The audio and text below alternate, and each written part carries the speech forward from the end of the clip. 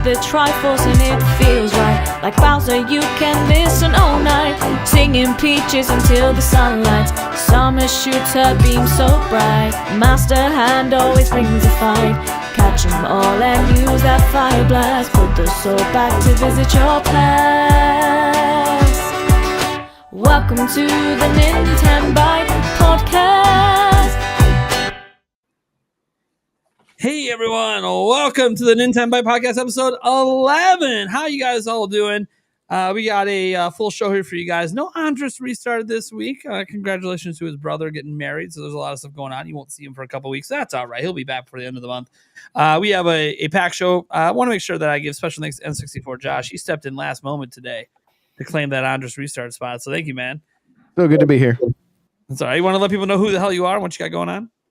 I am N64 Josh. I do a lot of Nintendo content, whether it be on TikTok or YouTube, and a lot of podcasting as well. I host a Nintendo Powercast and pretty much stream Mario Kart daily on TikTok if you guys want to get involved with the Kart Club. Ooh. Yeah. Awesome. Yeah, I saw one of your most recent videos.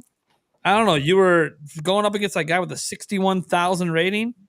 Oh yeah. It almost, when you play a game, I mean, the game's almost 10 years old, right? You play it long enough, you make content around it. Like, I'm almost like, it almost felt like these guys knew I was making a video because they started targeting me at one point. Like they were together kind of just trolling me. So I don't know. I had some fun with it though. I'm just trying to get the VR up to 99,000 with the pipe frame and the standard wheels.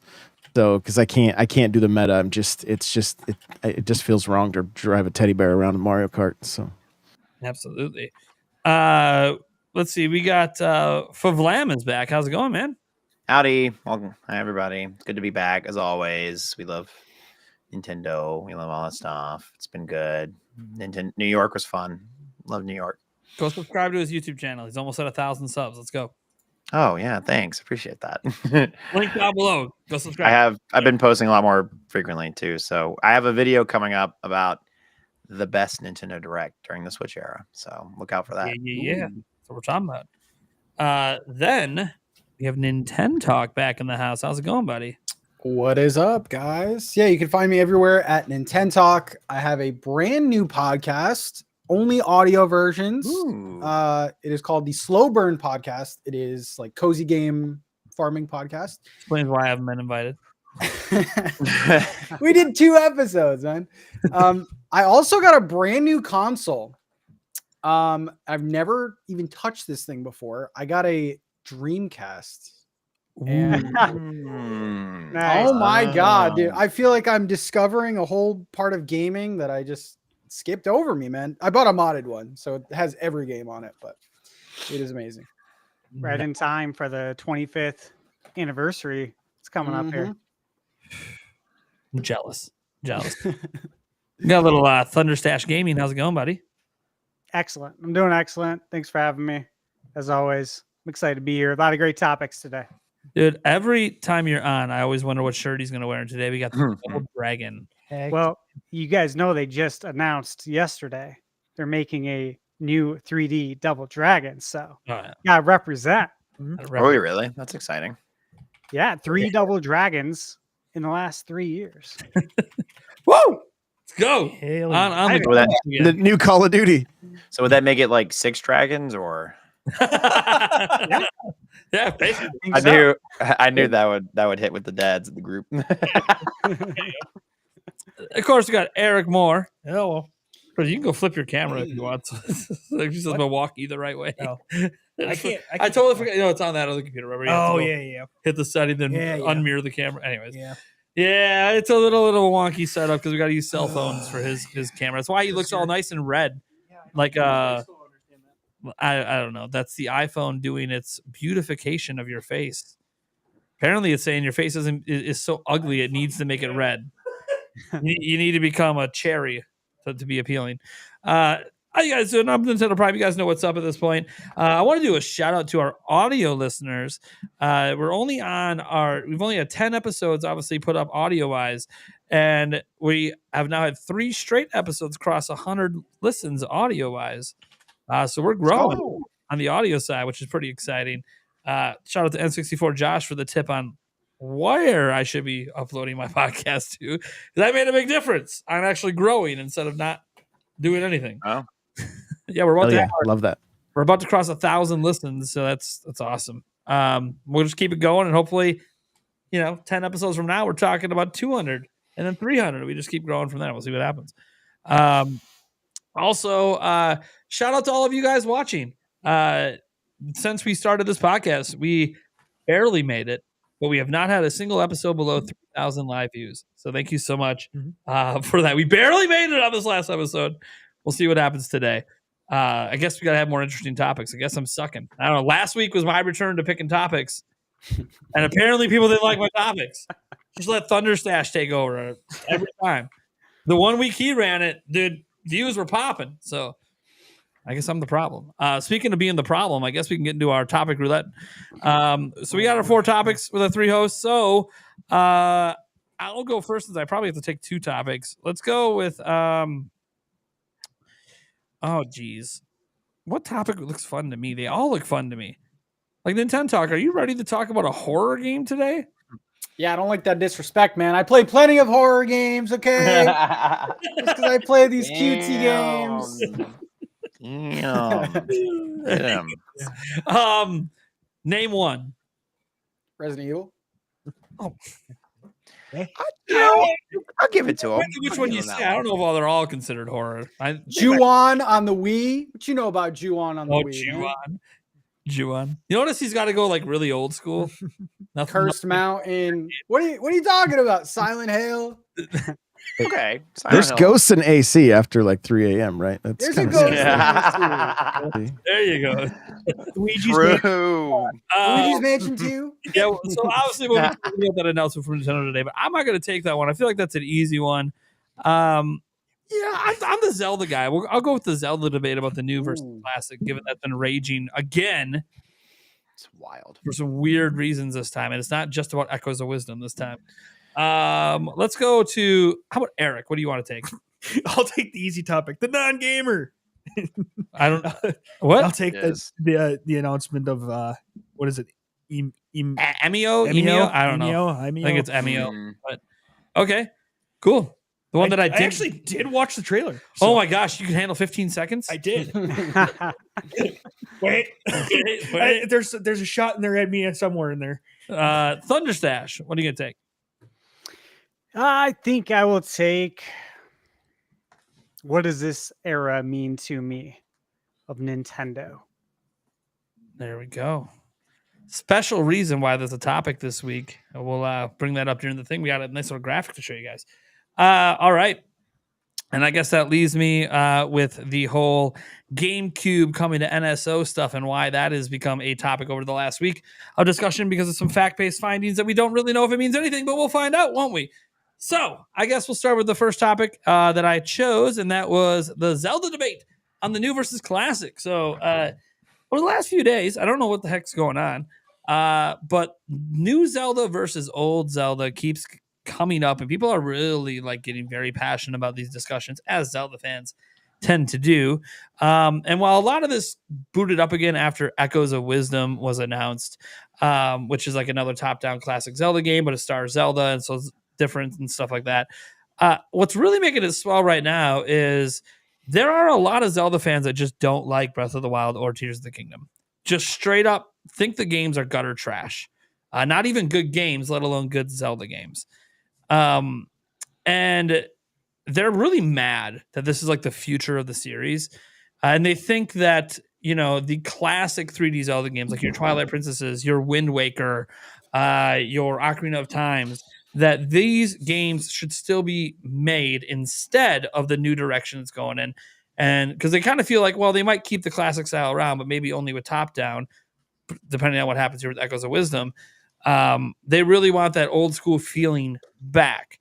And this has led to lots of debates because a lot of Zelda fans going, what are you talking about? Breath of the Wild, Tears of the Kingdom are masterpieces. It's clearly like where the series should go. Look at the sales. They're not going to go backwards. By the way, we already know they're not going to go backwards because the producer of the Zelda series literally said they're not going to, which again, Nintendo's a business. you see 50 million sales in 2 games, and you go, yeah, that's the direction we're going to keep going in. We're not going to go back to not being able to sell 10 million copies. That being said, I think a huge part of the reason this debate happens is the same thing that happened with side-scrolling Mario for a while. We had a huge gap in side-scrolling Mario for a bit before the new Super Mario Bros. Games came back, and those exploded because people just missed it. It was gone long enough to miss it. And it takes so long to make Zelda games. Like, we haven't had a traditional 3D Zelda game since Skyward Sword in 2011.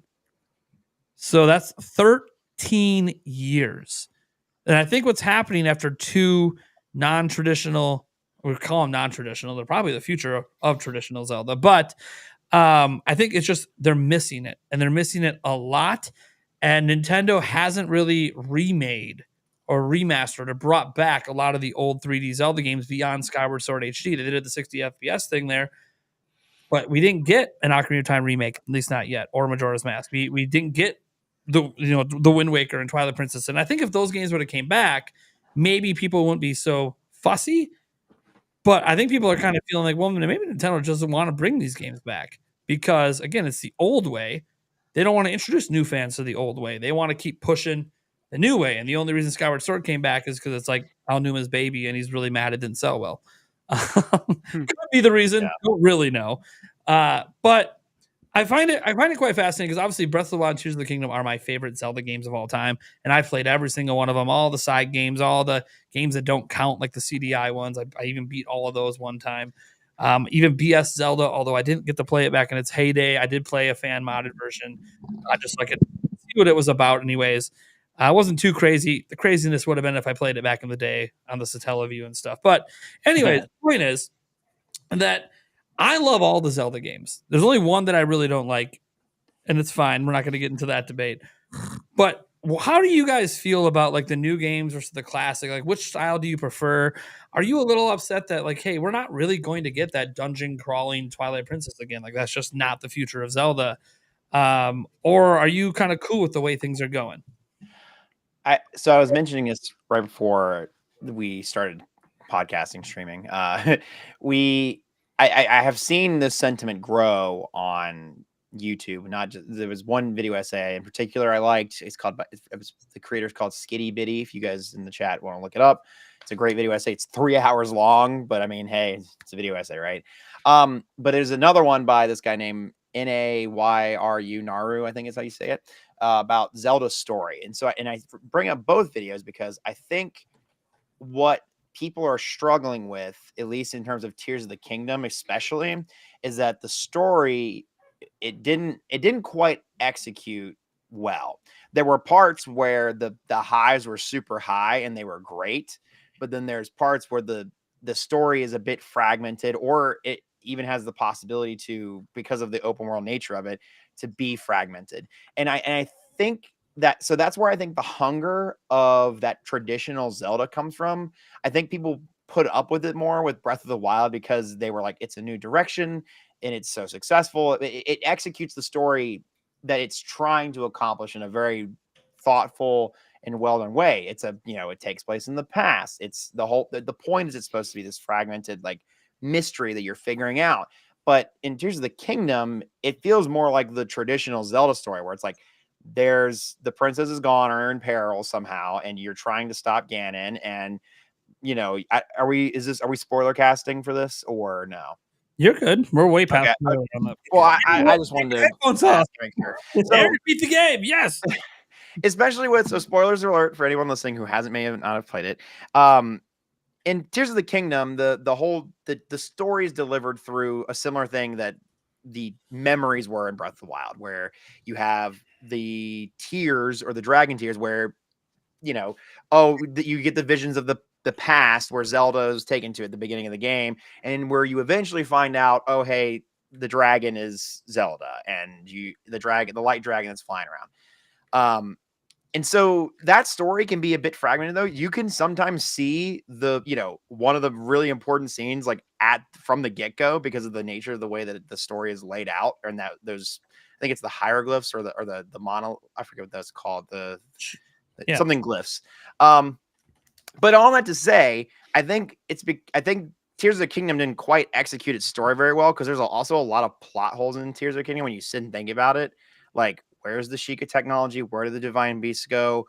Why is the evil Zelda plot there to begin with for it to not it kind of sort of leads the player to have incentive to go to these places, but it really doesn't.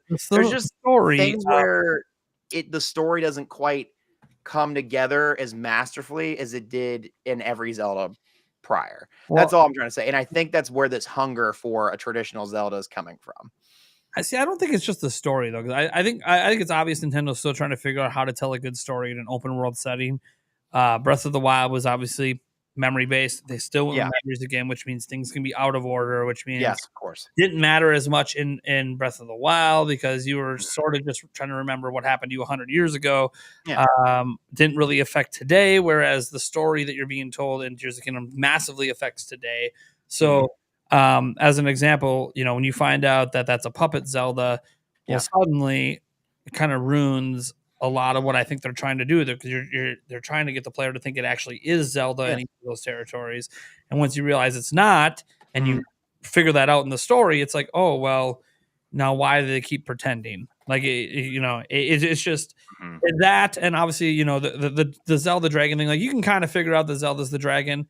But it's an interesting situation, even thinking about that portion of it, because as you figure out that she's the dragon, I think Nintendo just needs they're still sorting this out. And I think what's going to be nice for the next Zelda game is just they're going to get away from the memory system. I'm pretty sure that was an isolated thing to these two games, and they're going to get away from it always being something in the past that we have to go visit. And they need to find a way to tell an organic story. This is one thing that I feel like they should learn from other open world games, how to tell a more organic story. Even if you find out a little piece here that maybe you shouldn't know yet, it doesn't have to ruin other parts of the game. But the arguments I'm listening to, and I watch people complain about the modern games, isn't really even the story. Like some people are even mad about Tears of the Kingdom, retcons a huge chunk of Zelda lore. Which is fine. That's an argument for a time. Maybe it doesn't retcon. Maybe there's more split timelines. This is the Zelda series. They'll just make sure. The argument I've heard, not to dig into nuance of that, the argument I've heard about that is that in the grand scheme of the Zelda timeline, because since Breath of the Wild it's like the far right end of it, the far end of the cycle, and so what I hear with Tears of the Kingdom is it's a sequel, so it's like a new thing. It doesn't, it's like, okay, it's even further to the right, anyways. So so I find that interesting if people bring that up. Also, Zelda it's just a mess to begin with. But a lot of the complaints I'm seeing aren't even about the story, although story's a big thing, but story in the end is not why most people end up playing Zelda. They miss traditional dungeons. That's true. They miss linear progression. They miss dungeon items. Basically, the arguments people are saying is that Breath of the Wild and Tears of the Kingdom, not just Tears of the Kingdom, just aren't Zelda games. They're just like a generic open world game with the Zelda attached to it. If it didn't have Zelda attached to it, no one would care. So anyone got some thoughts on that? How would you guys feel if the story that was in Tears of the Kingdom was the story that was in Breath of the Wild? And would that have made Breath of the Wild a little bit better? Because I feel like the lack of what felt like a lack of a villain, right? And it just kind of wasn't there. You were chasing these just essentially machines. The boss fights were kind of lackluster in Breath of the Wild. It was like I'm fighting the same thing over and over again. And actually having Ganon in Tears of the Kingdom, that kind of made it get that feeling. I mean, I can kind of understand where people are going with this. I think also the building takes away from the immersion of it being a Zelda game. Because all of a sudden I'm playing Minecraft, or I'm playing a Lego game or something, or I'm playing Fortnite, and I jump back in. I haven't beat Tears of the Kingdom yet. I don't even know how far along I am. I've been having a great time with it, but when I came back to it, I forgot building was a thing, and I was trying to play it more just like a traditional RPG, if you will. And then eventually hit a point where I'm like, oh yeah, that's right. I have to make rockets and stuff if I want to go to certain areas and whatnot. And then at that point, I'm like, I mean, don't get me wrong, it's a cool mechanic, and I'm not saying I like dislike it, but when it comes to a Zelda game itself, I'm kind of like, Tears of the Kingdom felt like it was like 3/4 of the way to being like more of a traditional Zelda game, as far as like, you know, having story, having a dungeon-esque, you know, having boss fights that were like more engaging, more fun, like memorable at least. And then but then again, I think the building, like, you've got this like super gritty, dark, like that opening sequence, and now I'm using green goo to keep 2x4s together, and it's just kind of like a little bit jarring. I think I'd never really, until we started talking about it, I hadn't really given it much thought in that regards. But as we're kind of tearing this apart a little bit, I'm like, I think if they leaned way into like the grittiness and made it almost a little more like a Skyrim or something along those lines, but then, you know, give it like the hook shot and give us some of those things that make the traditional Zelda games what they were. Maybe they could remedy some of that and bring some of those people that are so, because I mean, personally, I don't want to go back to linear. It's difficult because if we played like a Link Between Worlds, that felt strange, being able to buy all the power-ups ahead of time and then just be able to go and do whatever you wanted. But it was still a good time. But I kind of missed that like, there was something about like, I can see that spot, but I can't get to it until I get the hook shot, or until I get the bow and arrow, or until, you know, whatever that I think it was a little dopamine hit in the Zelda games. But it's also old, like that's dated, you know, gameplay loops. Like, it's just dated at this point. So it's like it's so popular. Like, clearly Nintendo has more people want to do. Yeah. So I think it's the shtick. If they can find the shtick that really works, and I feel like Breath of the Wild was a little bit better with the Sheikah Slate, then like, I think the building is fun, but like we rarely see those viral videos on like Twitter of somebody like, you know, using stasis and then jumping and launching and, you know, all the cool stuff that we were like retweeting and talking about. It's like, you know, somebody built a couple robots that were walking around, and like, you know, there was some laser beams and stuff like that. But like, it also seemed like that's way, like, you got to really have like an engineering mind to make some of that stuff work. Yeah. That was a common complaint I heard, was the building. Like, sometimes it was like the puzzles were too complicated because they expected you to build like too much in some puzzles. Yeah, I think to your point of like Breath of the Wild, I think the story was executed a little bit better in Breath of the Wild. I think there were parts of it, like you were saying, like the Divine Beasts definitely were kind of lackluster. They could have had a little more depth to them than they were.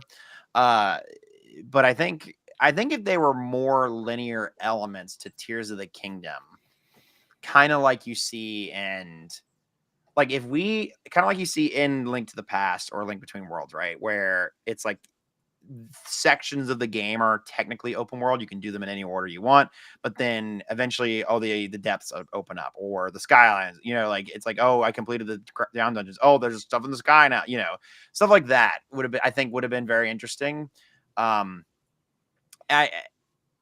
just can't help but think, I think as much as, you know, the Tears of the Kingdom celebrates like the player's choice and the player doing all these things, and I think it almost sometimes gives the player too much choice, and it's to its detriment, both in the story and in gameplay, because like some linearity to it would have, I think, in like more fleshed out dungeons, and like, because I would say like there's only really 2 dungeons in Tears of the Kingdom specifically. I would say the sky, the water area was just a joke. The flying area was definitely fun and good, but I think it, again, could have had better stuff, more things about it.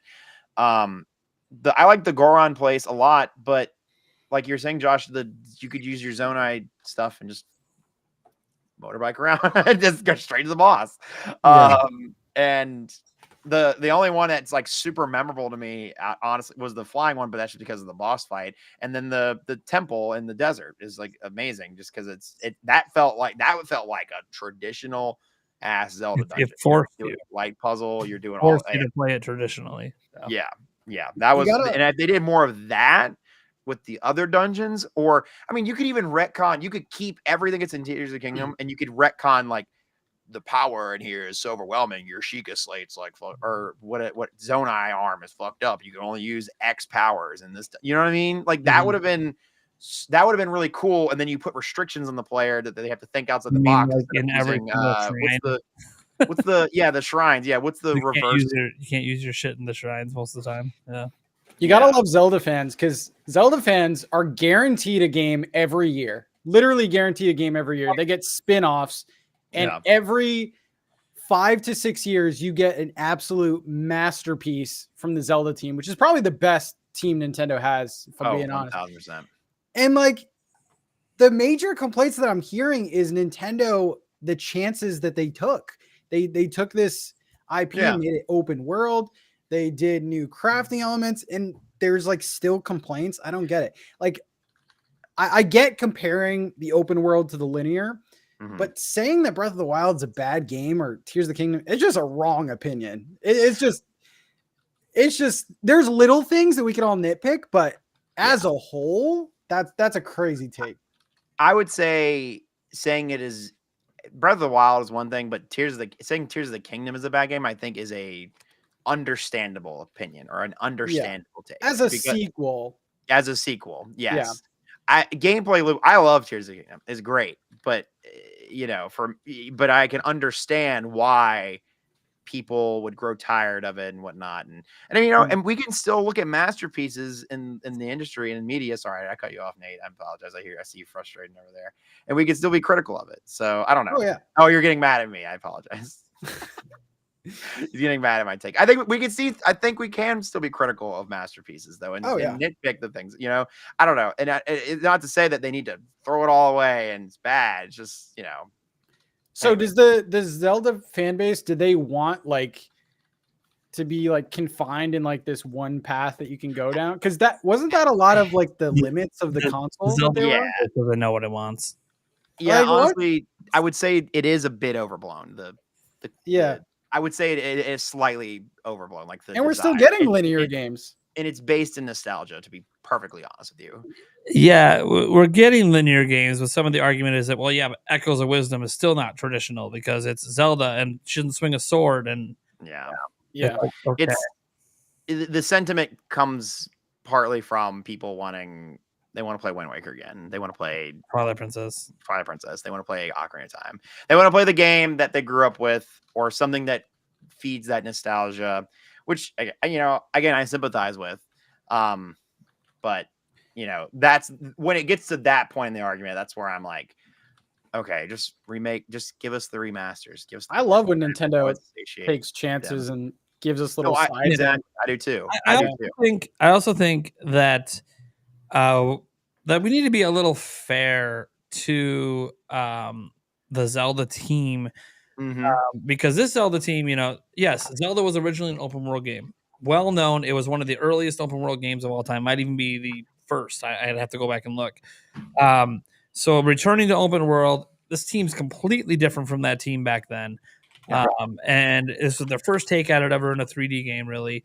With Breath of the Wild, and they followed it up with a sequel because originally the sequel was just we had so many ideas for DLC. Let's just do a whole sequel, and that's fine.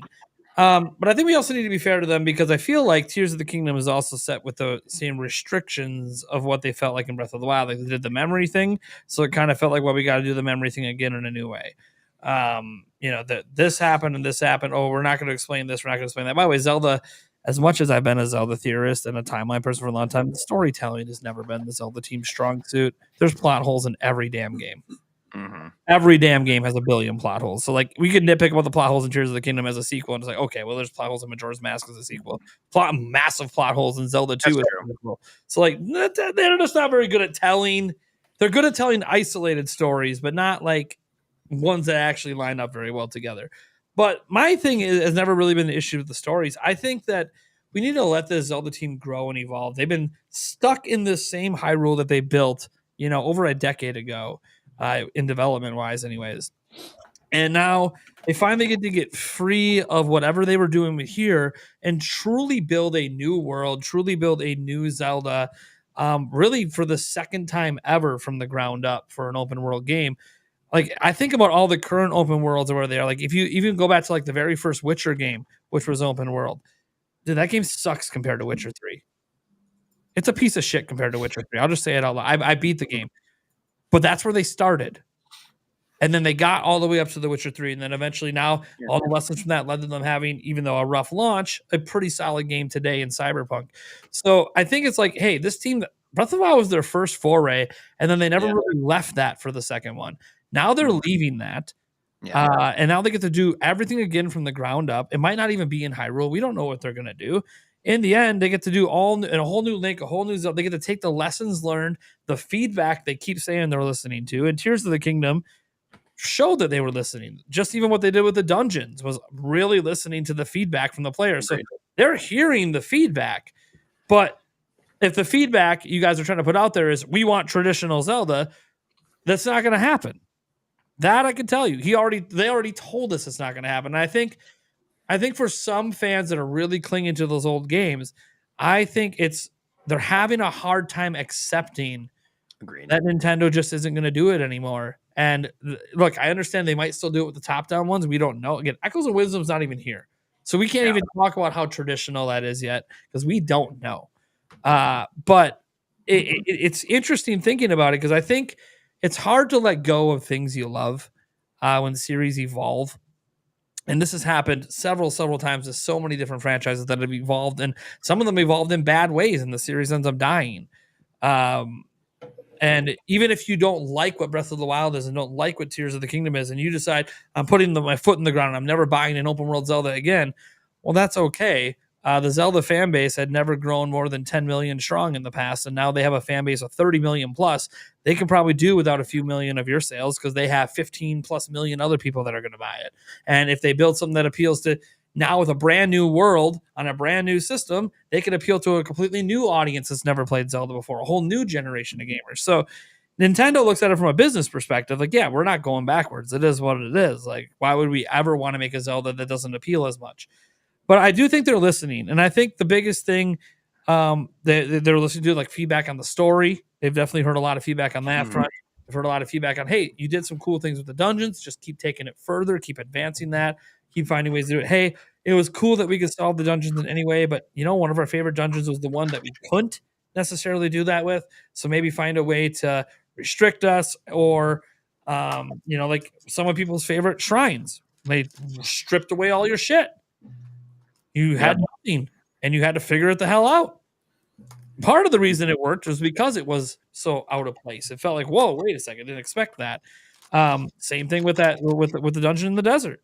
Like, yeah, the reason it did feel so great is because it was significantly different from the other dungeons.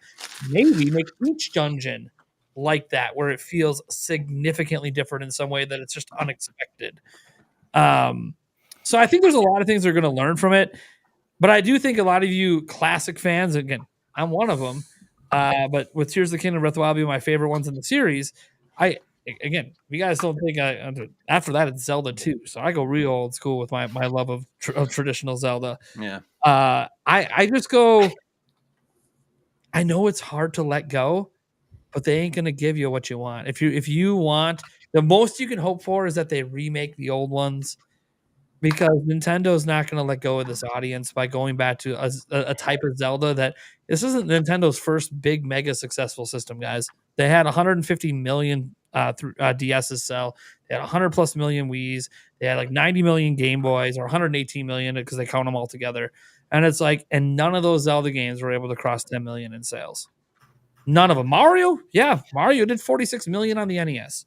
Like, but they've never been able to get Zelda to the level it's at now, and they did it doing it this way. They're not going to go backwards. The most we can hope is that they learn from the way that all these other companies have had decades to learn how to make open world games work. You go back and play the original Elder Scrolls. Yeah, Skyrim's widely considered better than the original Elder Scrolls because they had time to learn. This Zelda team is at the beginning of that learning curve. Now they get to their next big grant. Like, let's just let them evolve. Let's let them figure it out. Because in the end, both games are critically acclaimed. One won Game of the Year. One was runner-up to Game of the Year, and one Best Action Adventure. They clearly are doing something right. It just might not be what you want. And that's my argument, is just telling people, I know it's hard to let go and accept that era might be over. Man, that era existed for like 35 years. But to an extent, it may not be. Because I'm thinking with this Echoes of Wisdom, what they might be doing is taking the Zelda line that route, but leaving the Legend of Zelda, like the new open worlds, things like that. But Zelda's line, where Zelda's the main character, they're going to bring it back to kind of those old school. But that's still not that's still not a 3D Zelda game. People are talking about missing Twilight Princess and Wind Waker. I realize that, but I mean, that's probably what they're going to start doing with the more Zelda playable games. It's kind of bringing those types of things back, so you can have your old traditional Zeldas. But then people will say it's not traditional because Link was the lead. I realize that you can't. These are the fans you can't make happy, right? It's either you give us a Twilight Princess 2, or we're not happy. Pull a stick out of your ass, and if you like the game, you like the game. It shouldn't matter who I will note that I think Nintendo will always pull from its past. Right. Will always bring something in. Yeah. And for those, by the way, for those people that don't like the building in Tears of the Kingdom, they already said that's not coming back. So like very much they said all these abilities were isolated to that game. These aren't like things that come forward. So it'll always be something new. Like, hey, we didn't have building in Breath of the Wild. We had different abilities there. And those abilities stayed in that game. These abilities will stay in this game. And who knows if they'll have abilities. Who knows if it'll be magic spells. Who the hell knows what they're going to do? I have no idea. They clearly aren't afraid of magic. Hello, Echoes of Wisdom. Of course, Zelda's always been kind of magical. I also heard a lot of people say, I think they're afraid that they're just going to continue to use this same map. They're not going to do that. No. It was only for these 2 games. So yeah, no, they literally said it wouldn't be the same map. There will be riots. Yeah. Imagine. Oh my God. There's another layer now. By the way, I love this map. It's amazing. But okay, it's been 2 in a row. We're going to space and we're going to the core. Yeah. If it's Hyrule again, make it at least a new Hyrule. Yeah. Now, I mean, just looking at sales numbers real quick though, like Link's Awakening and Skyward Sword together barely broke 10 million on the Switch. Yeah. Yeah. Wow. That says something. I mean, to their investors, especially. Let's drag this over to Thunderstash. You've been real quiet. What are your thoughts on all this? I got a few super chats I want to bring up as well after you're done.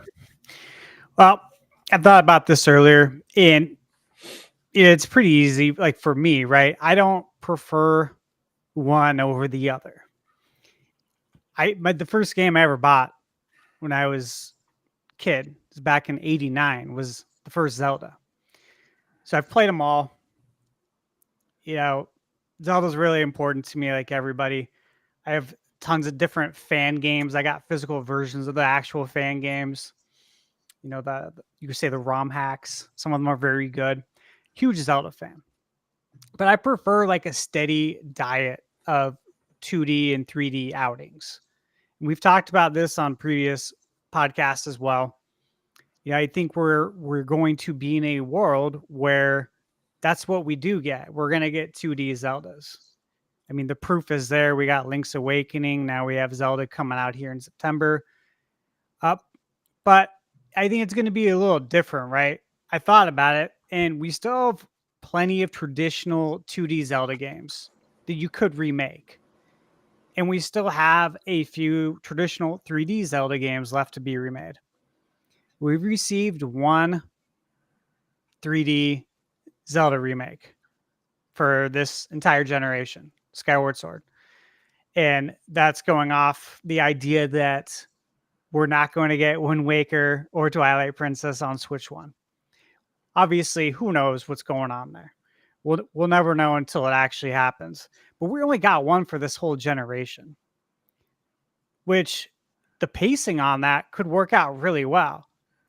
Because when it comes to like the future of Zelda, I think we're going to continue to go down the Breath of the Wild, Tears of the Kingdom road we're currently on. But I do think Nintendo hears its fans, and I would not at all be surprised if fan feedback finds its way into the new flagship Zelda title on Switch 2. So I think the current open world structure, that is the flagship Zelda. That's the one that's going to sell the most. And as we know, we talked about it earlier too, is that shareholders have a lot of say. And the sales data has a way of predicting the future of what you're going to be developing. If Breath of the Wild and Tears of the Kingdom are by far the best selling Zelda games of all time, you can't abandon that path. You can't. It's malpractice, actually. You truly cannot. It's business malpractice. You can't do that. Nintendo being some deep shit, honestly, with their shareholders. So, well, what I could see is Nintendo adding more dungeons, maybe some more traditional aspects to it. I think I could see them adding more boss fights. I could even see them making some changes, who knows, to the weaponry, the armor system, by adding maybe some more RPG elements to it. I was thinking about Elden Ring, and it's like, I think they could borrow some stuff from there. Obviously, Nintendo, they're their own company and they come up with their own ideas, but you always look at what other people are doing and see what you can borrow and implement in your own way into your game. And I think there's a lot of good ideas there. Like, think about all the boss fights that are in Elden Ring. There's a lot. It's insane. It's like, if we could even get, a quarter of that in Zelda, in the flagship title, that would give us a significantly more amount of boss fights, which I think would make a lot of people happy. Maybe you can choose to be able to reinforce weapons to where you can actually keep the weapon, like a handful of them, the whole game. Obviously, that's not what we did here, but it could change. But I'm not at all confident, and I don't believe that Nintendo will ever go back to a more linear style progression in 3D Zeldas. I think we totally continue down the open world path. We're going to have the flagship Zelda. I think we're still going to have 2D, just like we were doing with Metroid. We got first-person Metroid Prime, and we got 2D Metroid. We got 2D Donkey Kong. I do believe we're probably going to get 3D Donkey Kong. I think they're going to dive back into that. And then with Zelda, we got it too. So I think it's possible totally that we could get traditional 3D Zelda remakes. And they could do it once a generation. We got Skyward Sword. Who's to say we don't get Ocarina of Time or Twilight Princess or Wind Waker for Switch 2? We have to. We have to, right? It's going to be at least 6 years before a new game launches. I do a mainline game. So. Yeah, we've talked about that, tossed around that idea of what's going to fill that Zelda gap, because we're not going to have a flagship Zelda, presumably, for a while. So what's going to come out on the Switch 2 within that first, 12 to 24 months? Remake. Which one? So right there, that's our traditional 3D Zelda, right? Do you guys round up, baby? Let's go. Let me ask you this: do you guys think they would ever take one of the 2D Zeldas, make it 3D? And if they did, would it be traditional or open world? Think if they took the original Zelda, even think about how they prototyped the original Zelda with Breath of the Wild. I want it. You know what I'm saying? The whole premise of making Breath of the Wild what it is because that was the original vision of the original Nintendo game. And let me tell you, in the 80s, that felt like an open world game because you didn't know where you're going, what you're doing. You literally got a pad of paper out. You're taking notes. Yeah, you could go anywhere. Dungeons out of order.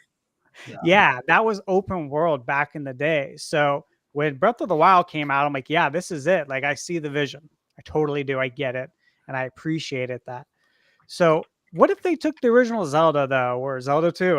I'm a huge fan of Zelda 2 as well. I know a lot of people don't like it. Nate, you know that. But, there's that. There's A Link to the Past. Would they ever go 3D with that? I would love if they did. So would I.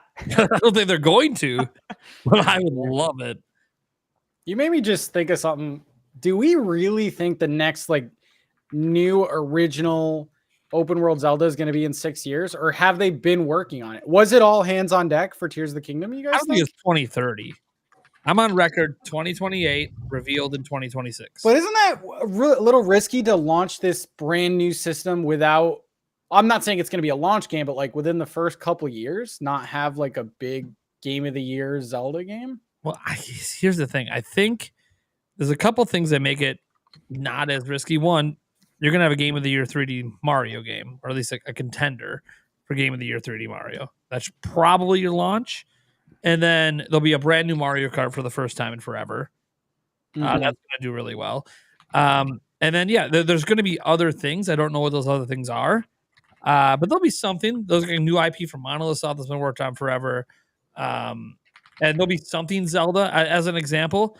You know, it keeps getting thrown down, and I blame Address Restart for it, but a full from the ground up remake of Ocarina of Time could drop year one. And if you're going to drop any sort of remake that could make noise, it would be the one that is widely considered one of the greatest games that's ever existed. Now reimagined from the ground up.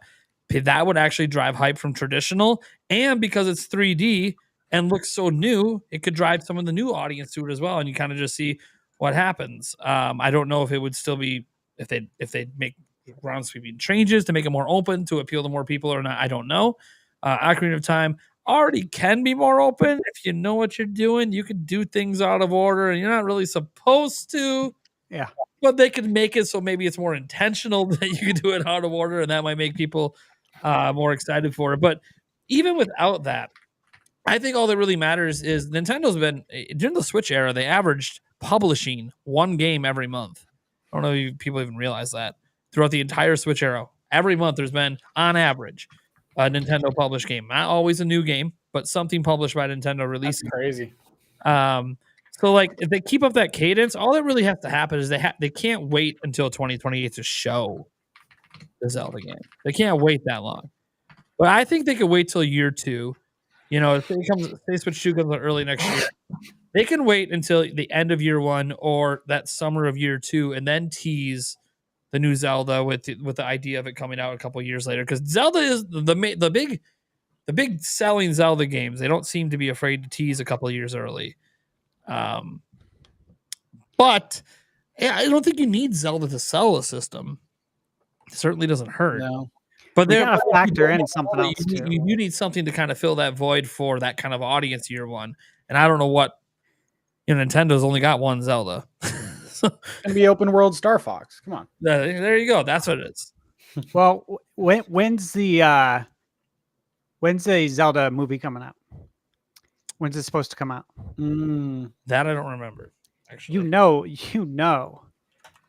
know a Zelda game is coming out at the same time. If you don't do it, you're leaving so much money on the table. Their shareholders know it. Nintendo knows it. You guys know it. Everyone in the chat knows that you have to do this. So I thought it was coming out like 2026 was the projection. Yeah, right now it seems 2026 is the target. So that would put a Zelda for us within the first probably 12 to 18 months, maybe 24, maybe. But yeah, one thing I got to remember too is like even while Tears of the Kingdom is being worked on, doesn't mean they didn't already start working on the next one. That's what I'm question saying too. Isn't it the same engine? I doubt it. I bet you. Well, you know what? I shouldn't say that. I got a feeling like Modified? Yeah, I mean, I think visually it's going to look distinct. It'll have its own art direction. But Oh no, not the new one. I mean, like currently, like Breath of the Wild and Tears had the same engine. Yeah. So you got to imagine that game was able to be developed probably quicker and maybe with less hands to work on the Zelda for Switch 2. What was the development process like for Ocarina and Majora's Mask? Because that was the same thing. We got Ocarina in November of 98, and then we got Majora's in 2000, right? Yeah. And then when we got Wind Waker in, was it 03? Yeah. So there's a 3-year gap there. Yeah, well, Majora's Mask was factually made in a year. There's a long interview story about how they pulled that off because there was something else being made between the Zelda on a canceled disc system that didn't come out. The What- tech demo. Don't bring it up. At the No, 2000 Space World 2000. Space World. Still remember that. I think Never forget. no, I think it's interesting when you talk about like when the next game might come, because one thing that always got me was when Aonuma said in 2022, as of like May or March of 22, Tears of the Kingdom was done, and that entire year was polish. Well, you're not using the whole team to polish. So bare minimum, they probably already started the planning and steps there for the next game. And even after Tears of the Kingdom came out, one of the questions of Fujibayashi, the director, was like, "Hey, do you know what's up with the next game?" And he's like, "Dude, I already got ideas for the next game," which I don't know if Aonuma knows it, but because maybe Aonuma's not involved in the early process like that. I don't know, but it's possible it already started development in 2022 at some point. Which would give it obviously some extra time. And there's no big thing to remember. There's no DLC being made for Tears of the Kingdom. So like literally, even if we presume, okay, when it went gold, that's when they started development for the next game. Okay, well, they started right away at some point early 2023 then. I think obviously, they've always talked about wanting to get the Zelda development cycle down to 5 or less years if they could. I think a lot of it's going to depend on how easy it is to transition to the new system and are they building a new engine from the ground up again, like they did for Breath of the Wild? Are they going to reuse the engine but with a different visual style? There's a lot of questions we don't know. I think 2026 will have all the answers. I think you can get away with a Zelda game not like the brand new and not coming out in 2026. But that would be because if it releases in theaters in 2026, you're looking all the streaming platforms 2027. And you could drop a game then and just kind of keep the momentum going. I definitely think we're not getting 2 Zelda games in a generation like we just did, not the big 3D open world. I think it'll only be 1, which should mean there's going to be DLC for it, probably 2. Which also, guys, might bode well for a Zelda launching the system after Switch 2. Keep that in the back of your minds. But then again, 3D Mario will be ready to go again too, because for some reason it's the first year now for every system. So actually, I think what will end up happening is this time around we'll get 2 3D Marios instead of the 2 3D Zeldas, and they'll start alternating every gen. I think that Makes sense. You know who's who they need to bring back is Capcom. Let Capcom do some Zeldas like they did back in the day. That hired most of that team, right? That I know. I'm just thinking the Monster Hunter engine, the way how well it ran on the Switch and everything like that. Dude, that RE engine is sick. Yeah. It would be great to see what Capcom would do now. All right. Well, we should probably move on to our next. Yeah, wasn't there a couple of topic? We have some super chats. I want to make sure I get to because it was relevant. Yeah, it was. Right, I didn't need it. Yeah, I know my headphones are weird. They're not working. Yeah, I know. So we'll get to a couple of the super chats we had that were related to this. Jorge said, if a traditional 3D Zelda game like Ocarina of Time came out as a new game, not a remake, in the current state of gaming, do you think it would have done as well as Breath of the Wild and Tears of the Kingdom commercially? No. This is my concern for Metroid Prime 4, and I know Andres isn't here, but like it's if they have not done some major things to the gameplay loop and like if it's just more Metroid Prime, which is fantastic. Exactly. Could be GOTY contender, but that doesn't make it appeal more. Oh, it needs multiplayer, man. It might be the best selling ever, but it'll just be because there's so many Switches sold. But it might hit 4 mil? Okay, cool. That's not what we want Metroid to be, but so yeah, I don't think it would done as well commercially. No, not in today's landscape. Thank you so much for that one. Then we had this was about the Tears of the Kingdom story from Venatus saying the story is more than just the dragon tier cutscenes. You play the story as you go to each area and solve the mysteries. Nintendo has always prioritized interacting with the story and not just watching it. I would very much not to be rude to this person, but how dare you? You hear the exact same fucking story 4 times. Just to be fair, when you're watching, like once you beat the dungeon, it's literally, I mean, line for line. They say the insert stage's name here. Yeah, I have to tell you about the Demon King. Here's our special stone. And they tell you, I mean, again, line for line, the same story, whatever, how many times. Not to be harsh, but it's like you hear it once and you've heard it. You've heard it. Don't worry, guys. I will go ahead and flog him after the show. Dude, am I wrong though? I can pull up a video of like this entire time. I've been letting them pull have up it. a video of them I'm just all making speaking at the same time. They got it. They're in chat saying completely missing the point I was making. So maybe there's. Oh, what was the point? What was the point they were making? Actually, though, sorry, I have no idea because I don't know. That's what I gleaned from that. Am I wrong? Like, what do you guys interpret that message as? I don't know. Maybe I'm wrong. I have no idea because that's how I interpreted it. Okay, cool. I was just making sure that I was also. You guys also interpreted that. Not just though did remind us that the truth is the Zelda community doesn't even know what it wants because we're all spoiled. That's true. I agree with that one. I'm on their side on that one. Zelda fan base is very spoiled. Why don't you go ask the Animal Crossing community how long you have to wait for a new game? We have it good now. We have it really good. Been 84 years. Until the next Animal Crossing game, it could be like another in 2026 probably. That's what we hope. Yeah. Hope. Watch it be 2029. We're like, what is that? Back what in they're our saying- day, you had to wait 7 years to get a new Zelda. Super Nintendo to 64. 7 years. Let's talk about spoiled. Hey, what about our Donkey Kong fans? They're still waiting. Yeah. 2014, 10 years now. Exactly. F-Zero fans enter the chat. Hey, 99. They got something. They got a crumb. They're saying the story is in the gameplay. You play the story. It's more than cutscenes. I see Sure. what you're saying. Okay. Yeah. I would agree with that. I mean, like the whole point of the Tears of the Kingdom is about Tears of the player's Kingdom choice, was the first Zelda game I can recall that had multiple main quest lines.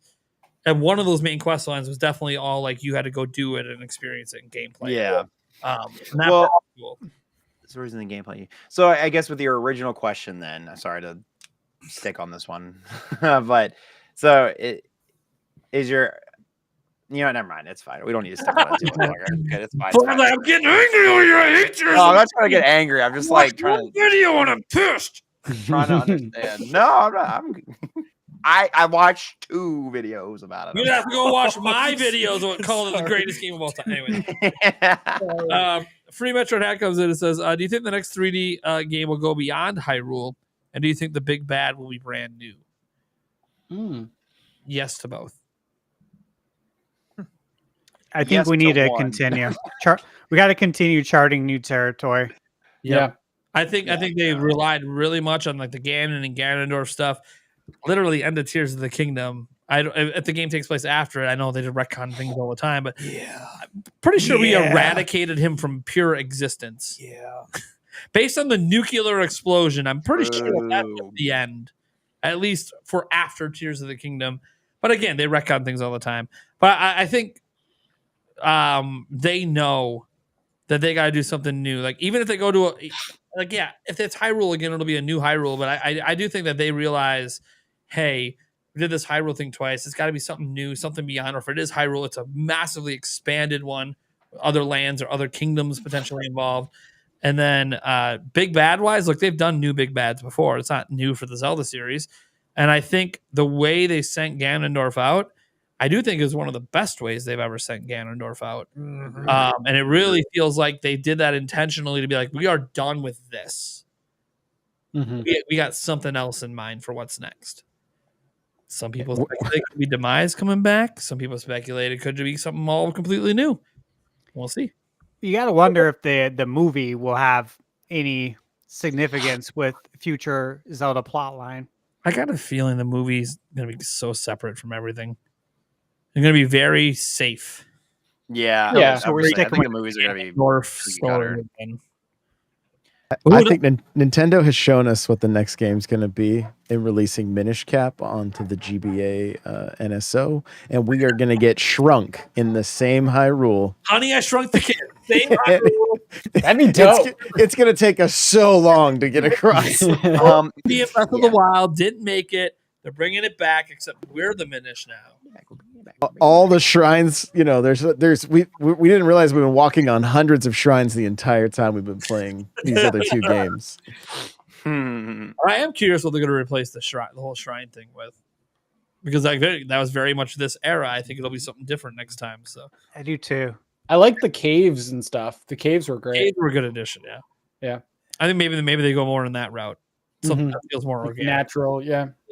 Well, we'll see. We have no idea because again, here's one thing I do know: Fujibayashi is a genius, and I'm going to let him cook. Mm-hmm. I'm going to let him cook. He's the real mastermind. You guys do not like these games, so then you don't like Fujibayashi. Well, I love Skyward Sword. You're right. That was also Fujibayashi, so you're welcome. He's awesome. Let him cook. Let him figure it out. I agree. I trust Nintendo in their He direction. literally is the next Agreed. time you will be taking over. So They've yet to let me down. yeah, They're gonna flood it again. We're gonna be on the water the whole time.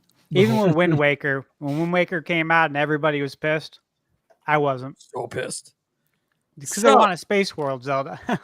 So the question is, what's our next topic? I think this goes to Eric, and I got to get this trailer ready to go here because this is wild. Yeah. This is crazy.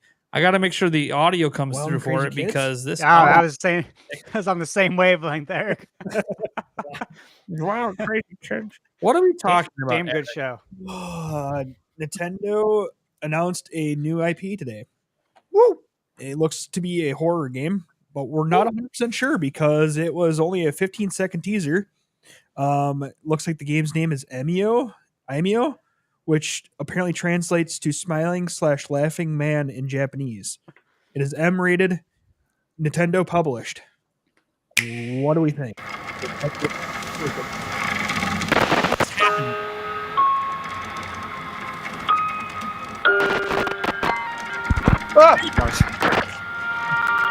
Oh my god! I just missed myself. Yeah, terrified. Where's the clown on the trike? Yeah, for real. What You is guys going think- on? I have no Hold on, idea. play what is Luigi's going Mansion on with this. Legos. Yeah, so it's kind of crazy. They teased this on social media. They put it on YouTube with the 15-second trailer. There's an official website for it. By the way, the fact that there's an official website does mean Nintendo published it or is publishing it. They only make official websites for their own published games. There's been speculation out there that it was that this is being made by the Bloober team, who did like the Medium, the Silent Hill 2 remake, and others. However, it's because there's actually a confirmed project that their CEO talked about called Project M that they're making exclusively for Nintendo platforms. They note, so it might not even be just Switch. However, if you dig into the interview from the CEO, they are self-publishing that game. So Nintendo's publishing this one, they're self-publishing that one. So it's probably not Bloober Team. Also, everything from Bloober Team is leaked in the entire history of the company, and there was no leaks for this, which suggests probably a Japanese company. Could be internal. It'd be crazy if it's internal Nintendo. They've never made an M-rated game internally before. It'd be cool. Nintendo has a couple horror-ish franchises. If you want to go to Eternal Darkness, Geist, back in the day. But Classic. again, those were all not made by Nintendo, but Yeah. they published them. So I got a question. Right before we got on, I saw that the little trailer, the teaser was posted again. Yeah. By Nintendo Australia. Yep. And did you guys see that it gives obviously the rating, but it gives why?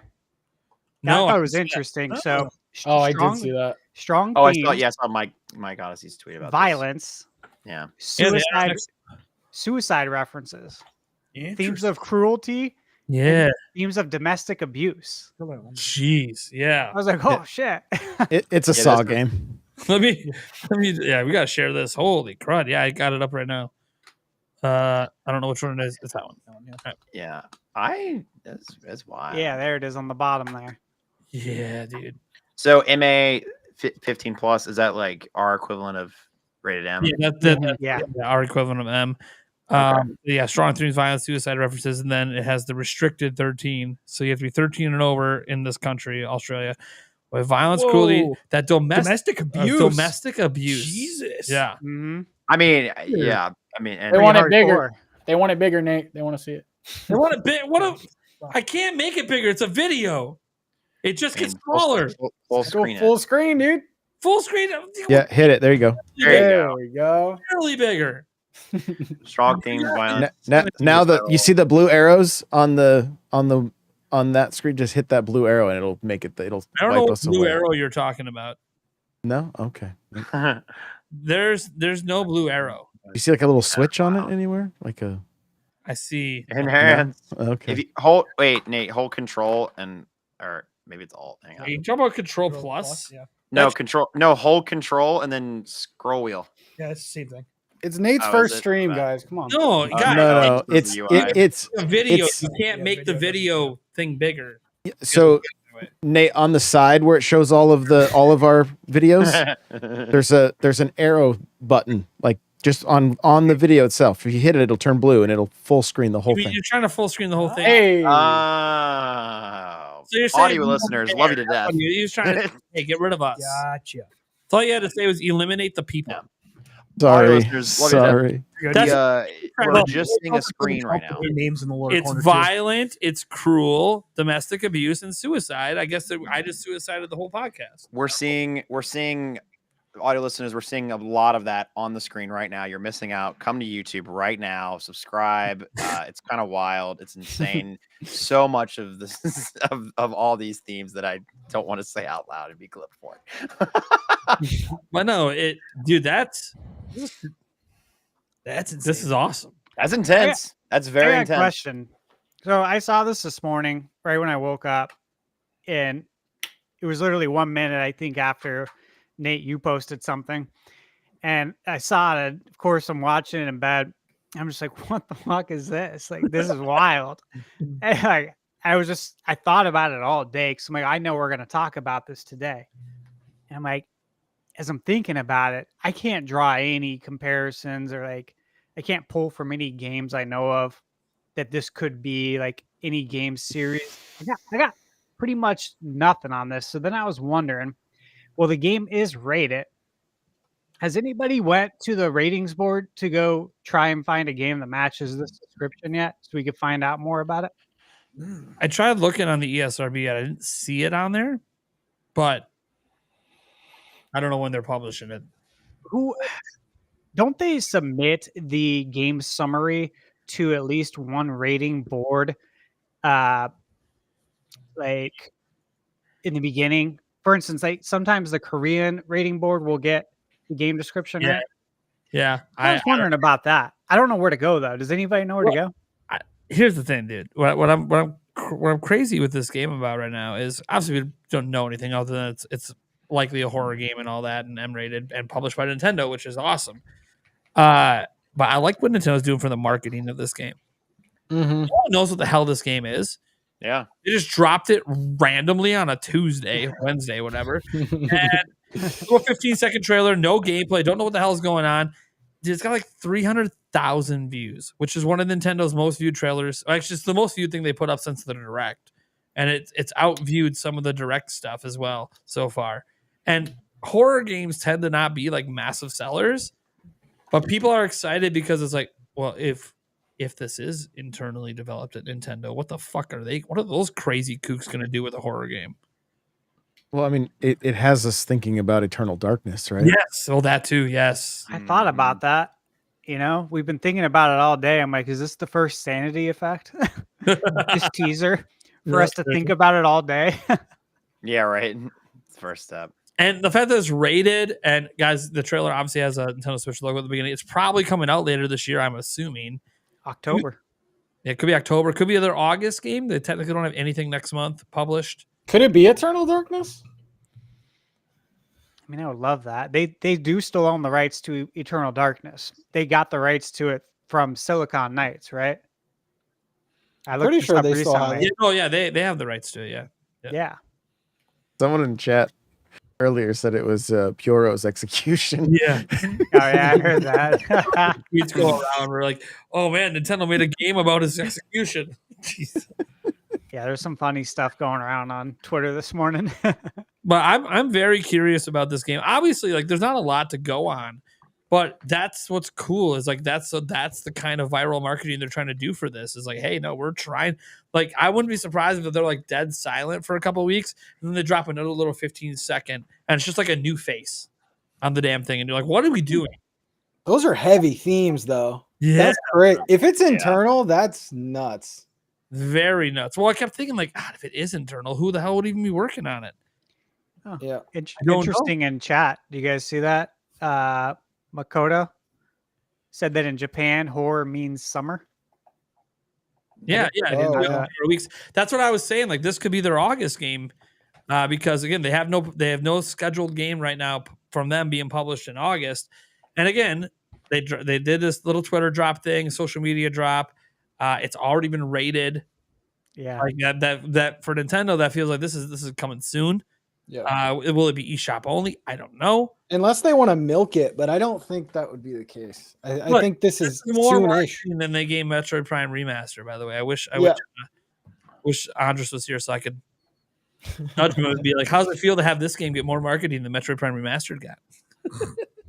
Could be a test too. Like if internally they're willing to do like a mature rated game, this could be like the first of many, like a first person All I shooter. know is if this is internally developed or even with a partner studio and it's a new IP, as long as it's really good, if this sells a few mil and it's really good, that excites me for Switch 2 and the kind of risks Nintendo might be willing to take. Yep. Because Hope they don't do something stupid and do like Labo. we get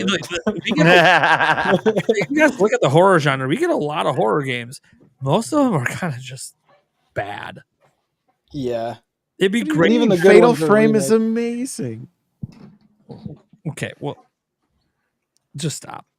Just I like Fatal Frame. Who doesn't want to play a game like this?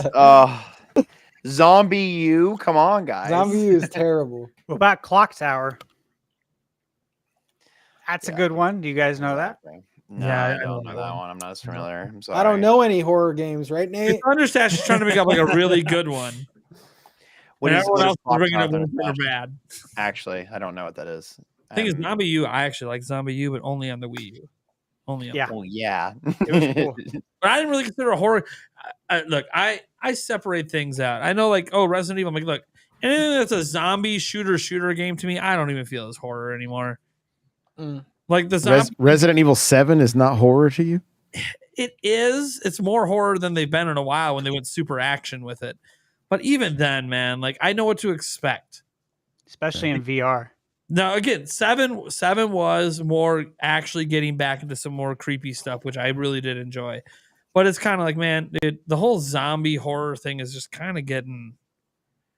I'm not even scared anymore. It's just zombies. I know what Now- that means. I want to see Nate stream. Zombie head's gonna pop out at me. Oh no! Ah! Yo, that We are mom a grandma lot older spider now. thing in 7, that still scarred me, okay? Like, Hey, I'm still yeah, scarred from that Seven thing. was like a return to form. It's like I just don't trust that's what it's gonna always be. Yeah. in Resident Evil.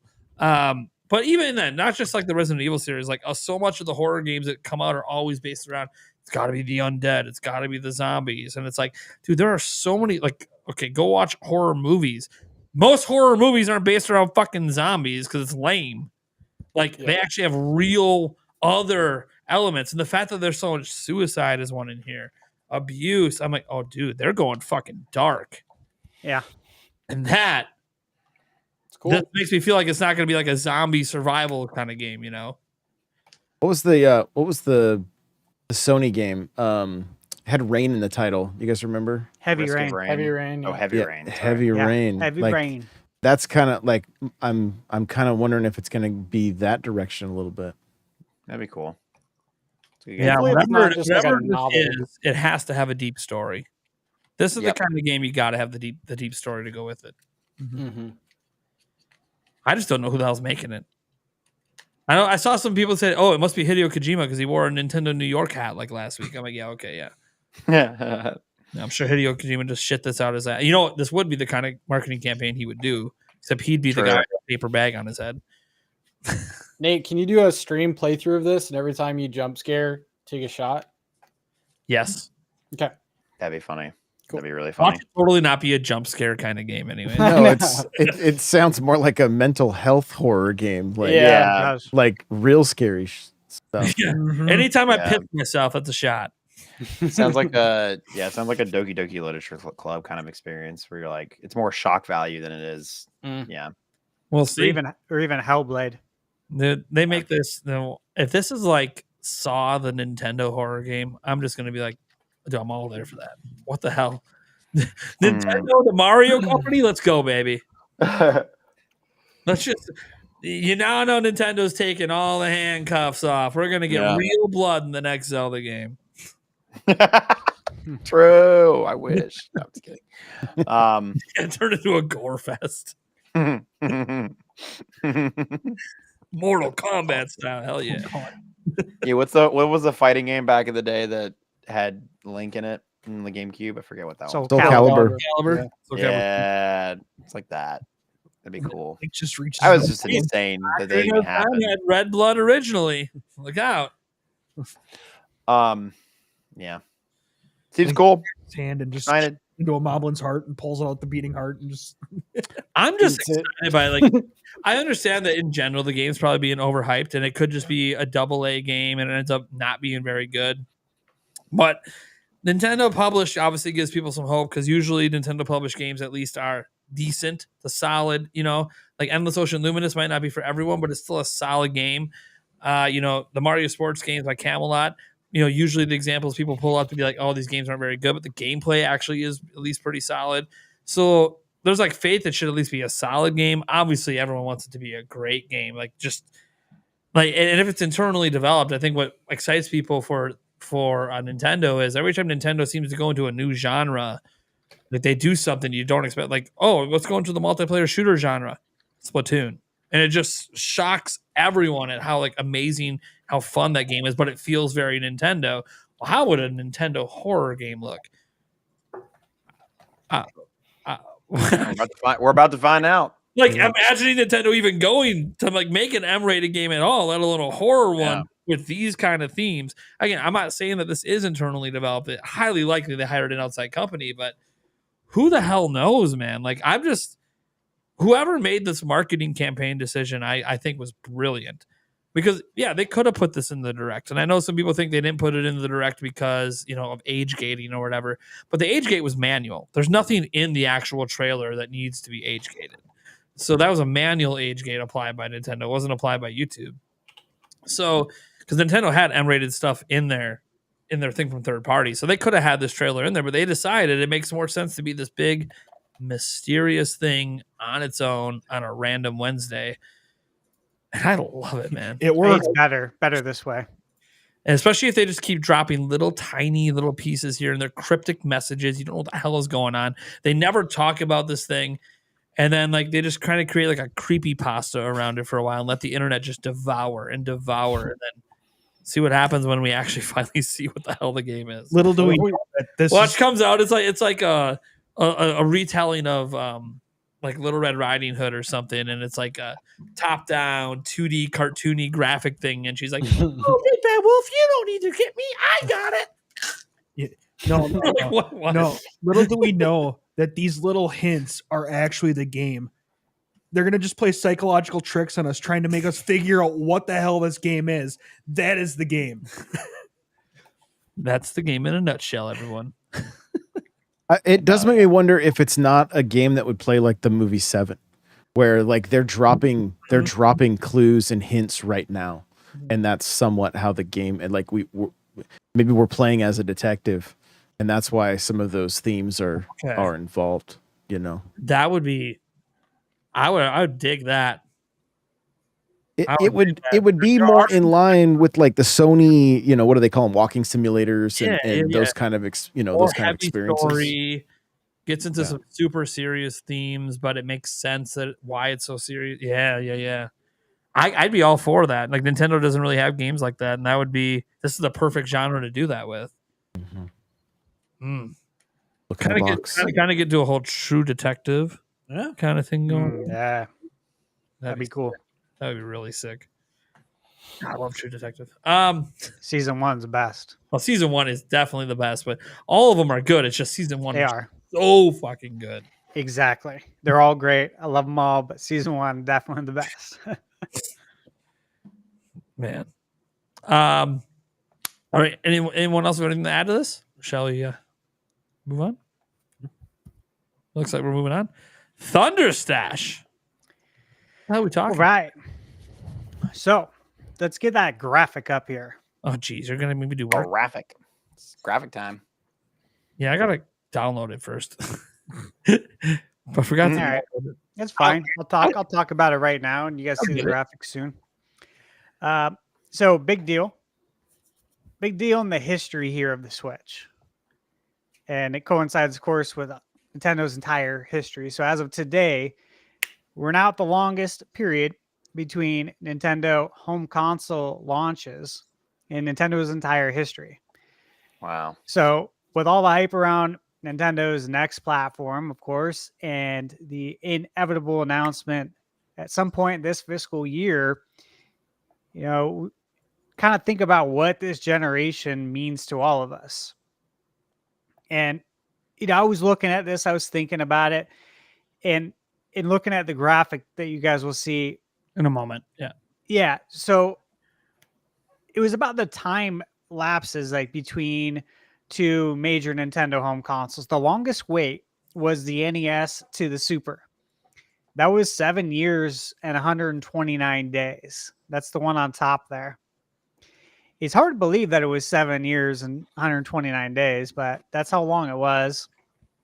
So from 85 to 90, September 91 was when it came out in the US, if I recall. Does that sound right? This sounds right. So we're at that point right now. So as of today, so this obviously is going to be the longest gap to the next console. So what is this 7 years and 129 days that we're at? What does it mean to you? And I thought about it a lot.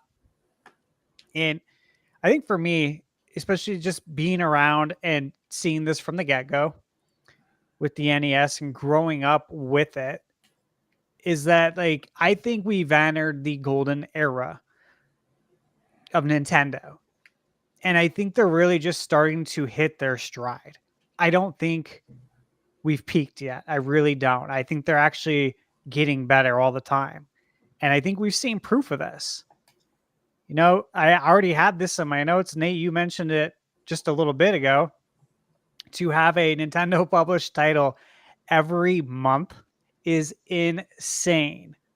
Guys, the droughts that we lived through different Nintendo consoles, to going from that and living in that and seeing it. I mentioned earlier, 7 years we waited for the new Zelda game to what we have now is just nuts. So I think that's proof for all of us that they are getting better. That's never happened. Because you could look at sales numbers all we want, and you can conclude a lot, right, from the sales, but we lived it. We've never had a new game every month. Not only that, we've had so many high-quality games. So I think this is the golden era. I think the third parties are super excited to join on Switch 2. I really do. I think they've got their heavy hitters from the PS4 series generation. I think we're going to be able to get Series S titles. I think we're probably going to be able to get PS5 titles. But I think games that did obviously very well, and we've talked about this before, I think those games are coming to Switch 2. I think this thing's going to sell like crazy because this has been such a long wait and everyone's been wanting a Switch 2. So this is going to be really exciting. I think we're kind of like, if you think about it, this is the most similar thing on that picture is that it's the NES to Super era. And we've compared the Switch to Switch 2 feeling like the NES to Super, but it is going to be a bigger jump. It is, because going from the Switch to the proposed specs is a huge, huge jump. So looking at that sales chart time, like I feel like as an adult, we're kind of living that NES to Super Nintendo era, but on a far greater scale. This Nintendo is much more mature. They know what they're doing now. This is really exciting. What do you guys think sums up this generation that we're in and we're about to be exiting at the same time? Do y'all want to feel really old? I graduated high school the year that the Nintendo Switch came out. Ah, geez. I could be your dad. Good to know. What'd you say? I could be your dad. It's good to know. You definitely, yeah, you really could. Yeah. I could Yeah. too, man. I'm older than Nate. I would I'm older than Nate. have been a very young dad, but it was. I'm a year older than Nate. Yeah. No, I have to agree. I think it will either be the best era of Nintendo as we continue forward in a golden age, or it will be a historic fall off that will be studied for a very long time. I think I one hope thing. it's not that, and I don't think it will be that. But of course, that could just be the bias and optimism of me being like, I hope the next thing's great because I think even if we're not being biased though, and we're just like looking at this the momentum is there. from for sure. yeah, because like I'm not trying to be biased. Like I play all video games, a lot of us do. Yeah. But obviously I love Nintendo. But I'm looking at things like this. Like we got the movies now. That's Yeah. something they've never done. Yeah. And it was wildly successful. Was it the number 2 like animated movie Yeah. of all time? Yeah. Insane, dude. They're not Disney. This is Nintendo, man, and they did Well, that. And the theme parks. I would argue they are ascending to that level of like going. I mean, they're still at its core. It's still a video game franchise, but I would still say that they are ascending to the level of a mass multimedia franchise, and that's what they've done since day one, and that's what they have is the branding. So even if a console that's how they survived Wii U, was the branding and the games are so strong that even when they have flops, they can survive and they can still push product that is, iconic, and it still keeps Nintendo in a golden light overall. Even though the Wii U was mediocre, I would still argue almost all the games, if not, almost all the games are at least mid to good. So, anyways, I think we're heading in the right direction. That's my opinion. Yapping. Yeah, I just think it's crazy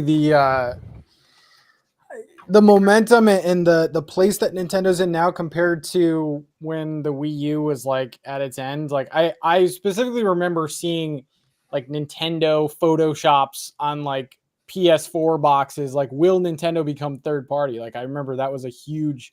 Oh yeah. And now they're the leaders of the video game space, and it's so exciting to think about Switch 2 because you've seen what they've been able to do with pretty lackluster hardware. Wii U and even Switch. Switch was like outdated as soon as it came out. So to get modern hardware is crazy, like something to think about. And then it makes the job for third parties that much easier. But yeah, I just think I agree with Flam. I think this is like a Disney situation. Like they're getting huge, man. The movies, then you add in like the live action with the Zelda movie coming up, and it's just like, yeah, I agree. I think we're entering the golden era. I think this was just the start of it, but yeah. Yeah, I don't think they have room to fail. Mm-hmm. I don't think they're going to. Josh, what do you think? They just got to keep their foot on the gas, right? Yep. Yeah. That's what I think. I think the foot needs to, and I mean, and that happens with Mario Kart, honestly, right? That's going to be that game has to deliver, and it has to deliver big, but it also, like we talked about with Metroid Prime, and we talked about with with games like they still have to keep evolving at some, like to some degree, right? Because there's still plenty of people out there that are only playing Fortnite and only playing Valorant and only playing and they may never be able to break through like open Twitch right now and look at all the top games. Yeah. Right. Like they're mostly all free to play games, and it's one of those conversations that like you start talking about it and people get real fired up about it real quick, because it's like they want their game, they want to pay for it once, they want it to be enough content, all that kind of stuff. But that's not the world we live in anymore. Like, and Nintendo's kept it going probably better than anybody else. And but even then, like Mario Kart has double the tracks from a $25 DLC, right? And so they I would say when we look at Sony, we look at Xbox, you know, like the conversation around Game Pass going up in price right now, that's not great for Microsoft. Sony, when they first announced their versions of Game Pass, and it was like 3 different levels, and it was more expensive, and just really trying to flex those brand muscles. Nintendo, I mean, we're seeing that with like Luigi's Mansion and Paper Mario. People saying these probably should have been $40, right? Not 60. I don't think that's hurting Nintendo at the moment, but I do see there being a fine line potentially that like they've got to make sure that they don't do that too often, right? And that they keep delivering what they have been delivering. Animal Crossing, fantastic, right? You look at a game like that, like, but can they catch that lightning in a bottle without a pandemic? I hope so. I hope there's enough of a fan base there that everybody jumps back on board. And so it's a good question for sure. And, you know, I like to look at some of the other console manufacturers because of course I've followed their history as well. I'm sure all of us have. And like, think about PS2, right? I mean, Switch is obviously on that trajectory. We know Switch is going to surpass PS2. So we look at something that is massively successful on a level never seen before. Then what happened? What happened with PS3? The mighty Casey has fallen. That's a very old reference. I'm sorry, but $599. Everyone remembers that, right? It was like, what? Get a second job. Yeah, insane. Right. Like completely out of touch with the market. It was wild. And so obviously we've talked about things that we don't want to happen. I think we talked about this last week. But you look at stuff like that just cannot happen. You know, they got to play their cards right. Like you said, they got to keep their foot on the pedal with Mario Kart, both figuratively and literally, right? Because that's how you move the cart. For sure. But I think looking back also at the NES, what came from that era? The Sega Genesis did, right? The Master System wasn't much it didn't really deal much of a blow. But the Genesis was like, hey, look at this. There's market share we can go after now. Look at the Switch. Look at the Steam Deck. Look at the all of these handheld. Tons. Like they're everywhere, right? There's a bunch of Segas that have popped up. Essentially, I don't think any like they obviously aren't in direct like competition as far as like necessarily going for that same market share. You're playing your Steam library on them, or you're playing Game Pass on them, right? But Nintendo still set the bar for what was possible with the secondary console that ended up like, you know, selling amazing. And so like and their track record is also their second console after one doing well has never been great. So it's time to change that narrative also. I think so too. I do. And that's why I kind of thought about it. It's like, I don't think they've peaked yet. I really don't. If I felt like they've peaked, then I would be concerned about a massive fall off, right? Or even a fall off like the NES to Super Nintendo. There's a fall off there as far as sales, but not quality. That's for damn sure. The quality's 100% there. Eric, what do you think, man? Oh gosh, I mean, this generation of console is, it feels like, you know, we need like a new console here soon, but at the same point in time, I'm just starting to feel like that. We've had so many bangers for games, and it, you know, the best of each series, you know, this and that. And so, you know, it's getting to the point where, yes, it's now starting to feel like we do absolutely need one. But that's impressive that we can go this long before we really are like, okay, now we're starting to get to the point where we need one right now. So I find that impressive. And I just hope that they can build on what they've established now and keep that creative juices going, that they don't just get stagnant and kind of sit on what they have. So 100%. Cannot rest on the laurels here. Mhm. Nate, what do you got? What do you think? So this Switch generation, man, I've been part of every Nintendo generation. Not as strong in the NES when I played a lot of NES games, so that was more my dad. But I still played some. SNES is really when I have my earliest, fondest memories of gaming. And just going through all of the eras of Nintendo, Switch is the GOAT. Amen. It even has like a lot of the classic games on NSO, and for although you don't own them and it's a subscription service, it's cheap, and they're there, and they keep adding to it, and they don't just add them, online abilities, up in the resolutions at times, save states. This is awesome, and then you throw in all the new stuff. Like, I don't want to say the greatest game in each franchise for Nintendo has appeared on Switch, because in the end, there are some franchises that didn't even get games. I wouldn't say F-Zero 99 is better than F-Zero GX, but I'm glad F-Zero 99 exists. Really happy that game exists. All the 99 games have been really amazing, and a lot of them are completely different than the way F-Zero did it, and they're awesome. Even Mario 35, wish that shit was still around. Thanks, Nintendo. Yeah, me too. That's gone. That was really good. But like, my favorite Zelda games are here. My Mario Odyssey is my favorite 3D Mario game.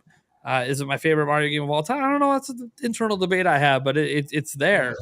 Same with even Pokemon Legends became my favorite Pokemon game. I totally didn't expect that to happen. That really hit me out of left field. Hell, even the new Pokemon Snap. Like, I don't know if it's better than the original, but it's right there as good, at least minimum. It's so damn good. And this just keeps happening. Fire Emblem 3 Houses, even Fire Emblem Engage, which is more traditional, fantastic. Xenoblade 2 and 3, amazing. Animal Crossing New Horizons, well, I still might prefer certain things in other Animal Crossing games. That terraforming, like, it just feels like that should have been their day one. It just feels so natural. Like, it just like, wait, why did we have this? I remember the first happened, I'm like, oh, look, they Minecraft. No, this is not Minecraft. This is awesome. And it just feels natural, like it should have been. But even the little bit too late, but still really awesome DLC, bringing back some stuff we did with like Happy Home Designer and others. It's like, still, this is awesome. Yeah, I wish they would have supported it longer, but I get it. They probably had to like turn face and go, hey, a new system's coming out. We can't just like keep making a zillion pieces of content like we should, because this game should have came out 4 years earlier. But hey, whatever. Like, it ended up, obviously, for the time it came out, it being perfect for Nintendo, being a pandemic game. But I just like everything about Switch. I've like, people complain about the frame rates. They complain about the graphics and the visuals and how quickly it fell behind because it's mobile tech. And like, guys, it's gonna happen again. Yeah. With Switch 2. Like, it's going to look real nice coming out. It's going to be real nice and competitive with Series S and some PlayStation 5 games. People might not be able to discern a whole lot of difference depending. But in the end, give it a couple years. Well, there'll be a PS6 coming out. There's going to be a PlayStation 5 Pro. There's going to be more powerful handheld PCs. And people are going to be like, oh, look, it's dating itself again. Well, yeah, because Nintendo's, look at this, guys. It's the longest a system between home console launches we've ever had. Almost 8 years. And it's probably going to be 8 years or more before, by the time it's all said and done. And it's like, yeah, okay, in 8 years, I expect tech to be pretty far advanced compared to where we were 8 years ago. Yeah, it should feel pretty dated at this point. Yeah, Switch feels dated. I can just say that it's 2024. Switch feels dated. Does every game feel dated? No, because Nintendo's got amazing art direction. Like Mario Wonder, I don't think that would have been better with the Switch 2. Higher resolution, maybe, but sure, I don't think it would have been a better game. Just because it had more powerful hardware. So 120 frames, baby. Yeah, 120 frames. Yeah, that would have been sick. But assuming that we even get that with Switch 2. But I look at this generation as like, we get these new games or remasters or old ports every month. We get really high effort games from Nintendo every month. Like, this is the first system in Nintendo history that they combined home and handheld together. Otherwise, they always had a generation where both existed. That's one of the reasons they've had so many consistent releases. And maybe we're not getting things the way we want. You could argue we used to get more Zelda games because we would get so many damn handheld games. There was a 7-year period where we got like 8 games. It was insane. We'll probably never see that again. And those are new games I'm talking about, by the way, guys, not the remasters. It was insane. 3 from Capcom in 4 years. Like, all right. But while those days are behind us, we know that the gaming world is getting more complicated. Things are going more and more to microtransactions. Things are going to season passes. Things are going to free to play. A lot of companies are struggling. Games are taking longer and longer to make. Nintendo themselves even openly admitting, hey, even our games, it's taking longer. Now, is it taking as long as everyone else? No, but it's still taking longer. And you're seeing all these layoffs and all this negative stuff and companies closing. And here's Nintendo. Hey, man, we're expanding. We're building a new building. Mm-hmm. We have a new building being built right next to our current headquarters that's just as big but fancier and awesome. And that's because we're hiring more game developers. We've hired 400 new developers over the last year. We're going to be hiring thousands more as we keep expanding. They believe, by the way, contrary to what people were reporting, they do believe in using generative AI just in conjunction with their creativeness. They don't want to rely just on it. They want to make things that generative AI can't do on its own, which is good. I think using it as a tool is fine. Using it as a replacement is different. And Nintendo hasn't made any firings suggesting they're replacing people with it. It's in addition to make game development faster. And the way I look at it is they are set up for Switch 2 to be even bigger, which is a rarity. I don't know if they're going to do it because Nintendo's never been able to do it. But everything's right there. To me, it would be pretty hard to mess it up because they just got to keep doing what they've been doing and bigger and better. And Nintendo's really great at going bigger and better. There's a lot of ways they can mess things up. They could be really shitty naming. It could end up being more like Switch Pro specs instead of next gen, which then might not feel like a big enough leap until we don't get those third-party games we all think we're getting. They could have major tech issues, Red Ring of Death style. They could, turns out, hey, they said it was going to take longer to make games. They meant it. Their 3D Mario still isn't ready. The Mario Kart still isn't ready. The new Zelda game, 2031. So, like, there's ways that it could go bad. I just don't see how it can. Because Nintendo, I think, has built up enough to understand the transition better than the rest by kind of doing what the rest of the industry didn't do. The rest of the industry went for all the money for like the last 15 years, and now they're reaping the negatives of that is, hey, not every game can be a $300 million game and make money. Sony, CEO coming out saying, hey, 4% net profits on our published games. Yeah, that's not acceptable. Yeah, no, most company would say if you're basically breaking even, that's not acceptable. Yeah, you're right. You spent $350 million in Spider-Man 2, you expect to make some fucking money. But you did. Now, a lot of that's tied up in licensing, but it doesn't matter. The point is that, like, hey, you spent a lot of money and you didn't make any. Yeah, that's not okay. Companies aren't okay with that. Nintendo just sitting there like, you spent $300 million on that. Look, we spent like $250 million on Tears of the Kingdom, made it back day one. Yeah. What are we talking? And that's their most expensive game. I don't even know if they spent $250 million, but they did report it was the most expensive game they ever made. And before that, it was Breath of the Wild. And you consider that, and then you consider, Mario Kart 8. Oh yeah, they made 48 new tracks for it this gen and $60 million. Nintendo is measuring success or mega successes based on 30 million sellers every 3 to 5 years, according to Miyamoto. Yeah. And they've actually pulled that off in the entire history of the company. If you go back and look, they have 12 30 million sellers, which is one every 2.5 years. Or if you want to argue, 2 shouldn't count because one was Wii Sports. Okay, fine. That's 10. That's still one every 3 years. So it's like Nintendo is in such a good spot. And the crazy thing about that, 10, like 4 or 5 of those are on Switch. Like happening now. So I think Nintendo is coming off one of their greatest generations. It's definitely the greatest generation for them personally, financially. It's more, if you go look at their financials, they've never made this kind of money before. Then you got the movies, you got the theme park. We didn't really talk about it. They got the Lego partnership, something that felt so natural and like it should have happened 20 years ago is happening now. And hey, so far the Mario Lego sets were the fastest selling brand new Lego sets since the original Star Wars ones. And look, they haven't even got the Zelda one now. They can't keep the damn thing in stock. It keeps selling out. So like Zelda's gonna be the next one to set sales records for them. And what is it, like a $300 tree? Mm-hmm. I have it pre-ordered. Got to get two so you can display both. It's gonna be like, Good point. it's gonna be sold out for like the next year. Take rent out for that thing. People want Zelda Lego forever, and you're giving us Ocarina of Time, Lincoln Zelda, and Breath of the Wild, Tears of the Kingdom, Lincoln Zelda. Hello, you're hitting on both people in one package. So everything for them is looking up. They got the theme parks are about to open up the biggest one they've had yet. I think early next year, out in Orlando, and the other ones are expanding. Nintendo's in such a great place with the Zelda movie. They have already announced another Mario series movie coming, and there'll be many more once they get that ball rolling. You're going to start seeing Nintendo movie probably one a year at some point in the future. I just turned 38 years old, and this is the Nintendo. This is what I thought Nintendo was when I was a kid. I thought I was living in the world that it's all Nintendo, but it really wasn't. Uh-huh. And it's happening now. I think a lot of that though is the reason why is because our parents kept calling everything Nintendo. Well, there's that. Of course, everything. That's a PlayStation. I'm playing on PlayStation right now. No, it's a Dreamcast, Mom. Stop.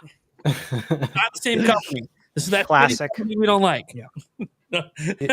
If you were my age, it was all Nintendo. Yeah, it was prior, like Nintendo. like Everything was everything. You couldn't look anywhere. No, you're playing it on that Nintendo. No, this is an Xbox, Mom. Yeah. No, it's the same thing. It's a Nintendo. Okay, and they would call it the Nintendo. They would forget the N at the beginning also. Oh yeah, that would happen too. Yep. I loved it when my mom would tell me to turn it off. Like, you need to turn the Nintendo off, and she walk away. But I'm playing PlayStation. Comes back an hour later. I thought you'd turn the Nintendo off. It was never on, Mom. I'm playing PlayStation all the time. I use that argument. She's like, you know what I meant. I'm like, my favorite one was you're grounded from the Nintendo. Yeah. Like, all right. Right. Let me go to my Classic. 6K mode and play some Age of Empires. Right? Ground me from that. Yeah. You're grounded from the internet. Well, back then the internet wasn't that big a deal. That's all right. I got other things to play. Oh man, but yeah, like it's just the greatest generation I think I've been through with Nintendo. Might be better than any other gaming generation. It's really tough because, obviously I have a fond affinity for like the SNES and Genesis days, or even like you get to the heydays of like the Xbox 360, PlayStation 3, Wii, DS era. Like that was such a great era. So much great stuff happening across the whole industry. Late 90s. With the N64, GameCube sort of thing happening in the early 2000s, and PC gaming really started to take off. Unreal Tournament, and like so many great eras. But it felt like I got all those eras in a single system. Yep, it did. We got so many great remakes too. Guys, that made you feel that. Because I played the latest Civilization game on a Switch. Yep, and it didn't suck. Another huge thing, and it didn't suck. I was going to say another huge thing is this generation for me was great because they were pinpoint focused on one console. It wasn't like, because like last generation was the Wii U and 3DS, and I remember when the Switch started, they were still developing for the 3DS. It was just really nice, and I think that goes to why we got or are getting games every month is because they're laser focused on one console. There'll be some overlap with the next one. Like they'll still develop Switch games for a year or two, but it's just really nice to get one console of games. The Switch family of systems. Yeah. If it's backwards compatible, that it's all good. Matter. Yeah. Right. Yeah. So, I was also going to mention, obviously you guys like Smash Brothers and Mario Kart. Sure. To me, I'm sure we've all played them all. Like this is peak Smash Bros. And Mario Kart. These are the best ones. Oh yeah, it's a good and bad thing. Yeah, and where do they go from here? When I played it on Wii U, I remember getting Mario Kart the day it came out back in the day when girlfriend and I were playing it, and like, we could not put it down. I'm like, this is literally the best Mario Kart and nobody's going to play it. And I was so sad. I'm like, this sucks because nobody likes Wii U, and like I have it, and I knew its problems, but I was so happy that it came to Switch. But then it just freaking took off. And then we got the 48 additional tracks. I'm like, my God, like it finally got its time in the spotlight that it deserved. But now it's like, well, what's going to happen with Switch 2? Because again, it feels like peak on both of their huge evergreen titles. But you know what hasn't peaked yet? Pokemon. So true. That's Which is because wild. I would chalk that up to the fact. I know, sorry, Pokemon community guy. I would chalk it up to the fact that it's not internal, is because it's technically a different company. But that's a whole other thing. But I think it could really push the next system though if they finally release peak Pokemon. Yes. Snap was peak, but it wasn't the Pokemon company. Yeah. Go, baby. Let's go. Give them the freaking keys. Give somebody else. They got dedicated Nintendo teams over there. Let's go. That's like one of the best looking games on Switch, I think. Yeah. What Thundersnatch was saying though is about like just the peak games though is like when I was going back, I've been like rewatching these old Nintendo Directs as well. Like, I mean, going back to the Smash thing. Oh my God. Like, I just don't remember a time where it was one of those guaranteed things. Like, what's the next Smash character? And we all waited around with bated breath. I mean, people would like freak the fuck out at the Nintendo store and on like those react videos like online about what new Smash, especially when Banjo-Kazooie came out. That was insane. I remember the internet lost its mind over Banjo-Kazooie. Not that it doesn't deserve it, but you know what I mean? Like a game franchise nobody's cared about. Not nobody, but a lot of people. I cared. It's not in the public. I should say it's not in the public consciousness. No, I hear you. I agree with you. I know what you're saying. I'm not saying nobody cared about. And people lost their fucking shit. It was awesome. So that's why it's just so. And the Switch gave us that, and there's so many other things other than just that. That alone could have carried, a generation. But anyways. It was wild though. Yeah. I'm glad you mentioned that because the hype around new characters being announced, the invitations going out, that was crazy. And there were so many characters that seriously hit home for me. Like when they announced Simon, Belmont, and Trevor from Castlevania, I was like, what? Are you kidding me? Like, I was so happy. And Banjo as well. Like, I lost my shit for sure when I was at work. And I was like, this is great, man. The Inkling, that was super cool. Yeah, there were so many great characters. And I just, I really hope that they've got that part figured out for Switch 2. As far as, what are we going to do here? How are we going to make this just as good or better? Super Smash Bros. Deluxe Ultimate. Yeah, Josh is that I'm a little scared about.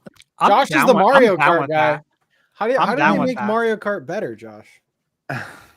I mean, and I get this question a lot on stream and stuff, but like there could be essentially loadouts, right? They could do the same track with 3 different weather patterns, and you got to pick the right setup to be able to race appropriately. Things like this would help do away with the meta. Like they added all these options, and then one setup is still the best with 5 different characters. Why not just give us one cart at that point and make everybody the same? Because that if you go online, what used to be Waluigi Wiggler, that kind of stuff. So they've got to figure out a way to make the game where you can race the meta almost has to go away. I think there's some things they learned from Mario Kart Tour that could actually help, where it's like this setup on this track is the way to do it. So at least you're playing. And if they end up doing a battle pass, and I know people hate that word, some people hate that word, but if we're going to start unlocking costumes and carts and that kind of stuff for the long tail of this series, there's got to be a reason to use it, right? It's like I want to use the skins I'm paying for. So I think the other way too is they turn it more into Smash Kart, where you've got Kirby and Kirby related tracks, and you've got Metroid and you're going to those different planets, right? Like Star Fox Grand Prix finally becomes a thing, like that kind of stuff. Like, it there's doing it in Deluxe, they kind of dip their toes in the water, and so I think there's. And the great thing is that I love the most about this question is that Nintendo gets to surprise us because we get to see what looks like their very best. And the rumor is this is their most expensive game that they developed yet, the next Mario Kart. And so really, again, I mean, you know how rumors go, right? Yeah. So, but and personally, I think the game's been done for a very long time. But how can you stop selling a game that's in the top 10 week after week? That's 10 years old. Like your investors would be like, what are you doing right now? So they make more tracks for it. They sell more NSO for it with it. And then they just continue riding that wave for a long time. But I think the IPs help, they never stop marketing Mario Kart. Go to any retailer at like Walmart, Target. What are you going to see on shirts? Mario Kart. Yeah. Right. Lego Mario Kart is coming. Yeah. It's everywhere. It's everywhere. Yep. Yeah, I don't know what they would do for the next Smash Bros. I think That's only tough. direction I think you could take it is that they go back the melee route. Maybe is like they make it a more like serious version of the game. Maybe keeping the same roster. Like, oh no, this one is meant for like the competitive scene. I don't think that'll happen because they fucking hate the competitive scene. But I don't know. I can't. At least me personally. It's like this is one of the weird, I'm excited to see what they do, but I don't know how you're going to sell that game without going even bigger and crazier. I mean, I guess they could do something where I could definitely see like Smash Ultimate Deluxe. Wait, did somebody say that already? Maybe I'm stupid. Did somebody say that like a minute ago? I did, but keep going.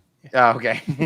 Yeah, like that's the only thing. I was just like, wait a minute, my brain just got there. But yeah, I think that's like the only way I could see them going with it is like they port Smash Ultimate and they just bring more characters in. But I don't know.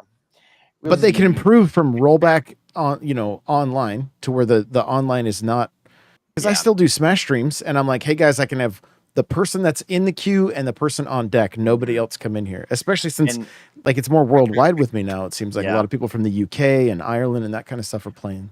And fix some characters, Steve from Minecraft, in the competitive scene, because it is kind of crazy how unbalanced some of the characters are, especially DLC characters. Like I get it's supposed to be party game and it's not supposed to be taken seriously, but like there's a lot of people that like there's entire conventions that the whole point is they go and they play Smash competitively. Like whether you like it or not, the scene exists and. I played at Genesis 6. Like, it's a ton of fun. Like it is. It's a ton of fun. That's the only way I play. So the only time I played Spirit Mode is when my chat paid me to jump into Spirit Mode. That was it. Otherwise, it's all competitive. No items, anything like that. But I think it's a simple thing. Is just re-release the game. That's what they did with Ultimate. It's just 4 with more characters. Like it, true. It's basically what it is, and just the characters balancing. Yeah, just continue to make it a better game and add a bunch more. I'm hoping they wrote in with all their licensing deals the opportunity to re-release all those characters a second time, because that's a huge feat having to go through all that again. I would assume. So you guys would be down with that if it had rollback and played better? Route? Yes, please. Like, I actually would too. I think it's great as it is. Just add more to it. I'm happy. Yeah. Release the Ultimate version. Smash Ultimate. I don't know. Yeah. With all the DLC for Ultimate 70. Ultimate Deluxe version. They could get away with 70 for that, I feel. If you include all of the DLC characters. I think they could too, because it's such an evergreen title for them. For us too, though. Like the replay value, that's a game you buy day one and you will play it until the next one comes out. Mm-hmm. So you could be playing it for 5, 6, 7, 8 years. Still going to be great. So we get our money's worth. Nintendo gets their profits. I think it's a good deal.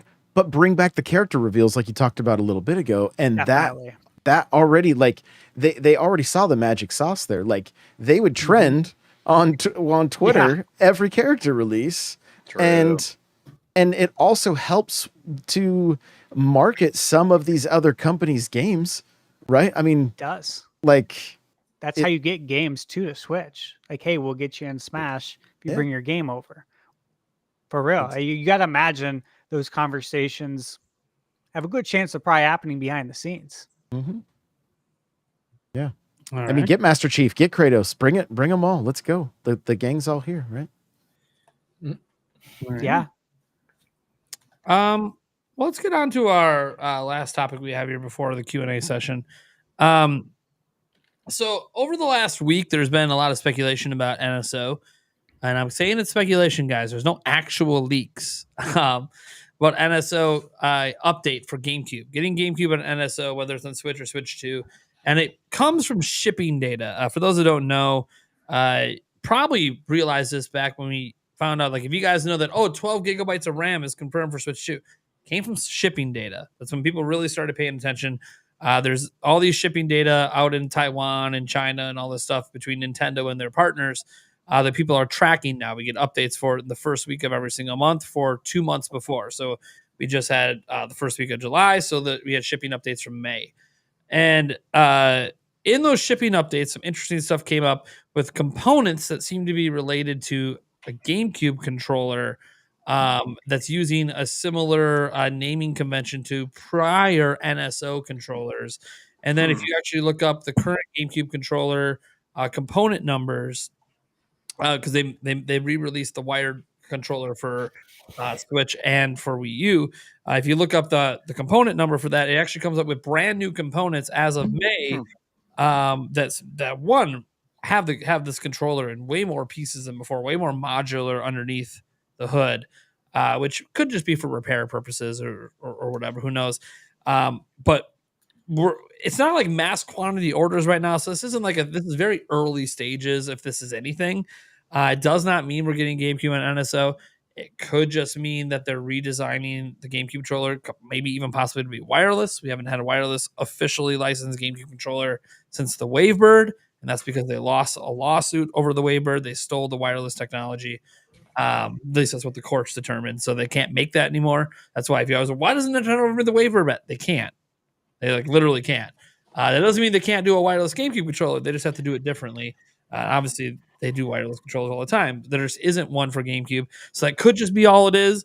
It could be nothing. It's not in mass production. Whatever it is probably still a year at least out.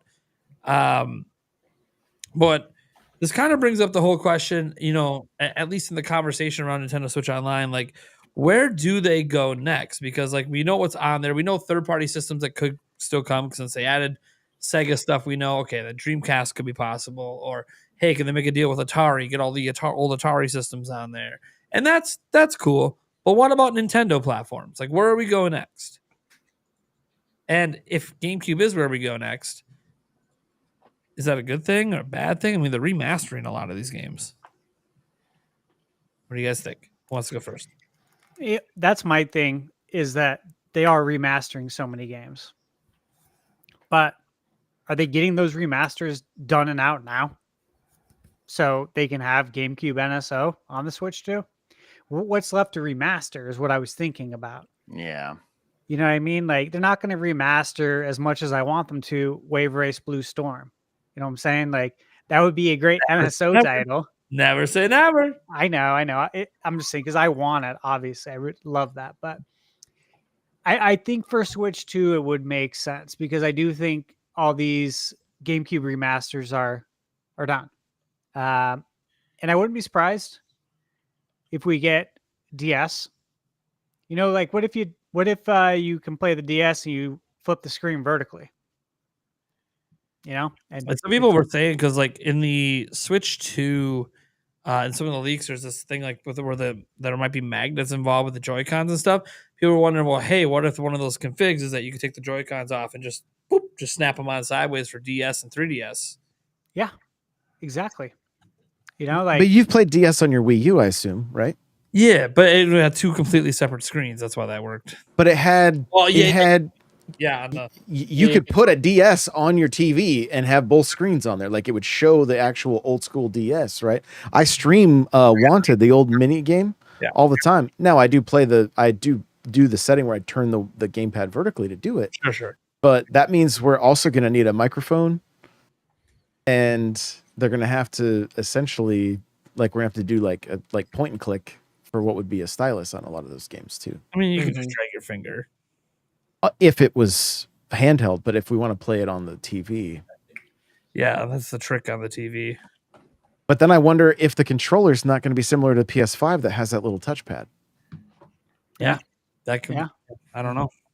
It's kind of wild because like they obviously did it with Wii U, but Wii U is sort of like the perfect system, and also came with its own stylus as well to kind of make that work. It in handheld mode, I don't really think it's much of a problem. It's just because it's a dockable system. Like, what would you do there? I mean, yeah, obviously you try to use like motion controls, and that would work probably to a certain degree. They'd have to be significantly more accurate than they are on Switch, which could be done. They could put an IR sensor on the dock. It's really all you need, and then you just have the IR camera back on the front like the Wii days. And that technology's come a long way. They can make that super accurate if they want, as long as no one walks in front of you. Which if you're me and have kids, okay, it's not really gonna make a difference. They're gonna walk in front of me the whole time, anyways. My dog too. But it would just be cool if they found a way to bring it back, even if there's like a warning when you open the app, hey, this is only playable in handheld mode. They just say straight up, like, we're not even going to bother with TV mode. This is only available in handheld mode, just to let you know. If you open it up on the dock, hey, please remove your system from the dock to continue. I think that would even end up being okay, because these were originally handheld platforms anyways. So I think they could get away with it. The streamer in me is screaming right now, just so you know. Wouldn't be ideal, especially for the streamer in you. It would definitely not be ideal at all.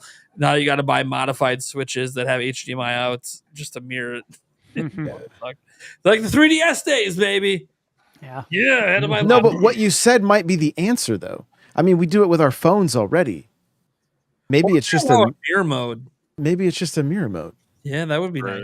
That'd be cool. That would be neat. Maybe, like, I know this is kind of crazy. What if Nintendo goes with wireless HDMI? Ooh, it's a thing out there. By the way, it's very finicky, but it does exist. In the world of wireless devices, let's also make our video signal wireless. That's all. Yeah. Yeah, why, right. Why am I picturing HDMI drift? Yeah, for real. It is Oh my finicky.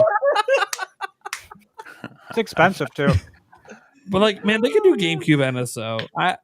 There's a lot of really great GameCube classics that as Thundersash said, that I don't know if they'll remaster. Eternal Darkness is Eternal Darkness. Yeah, top of my head too.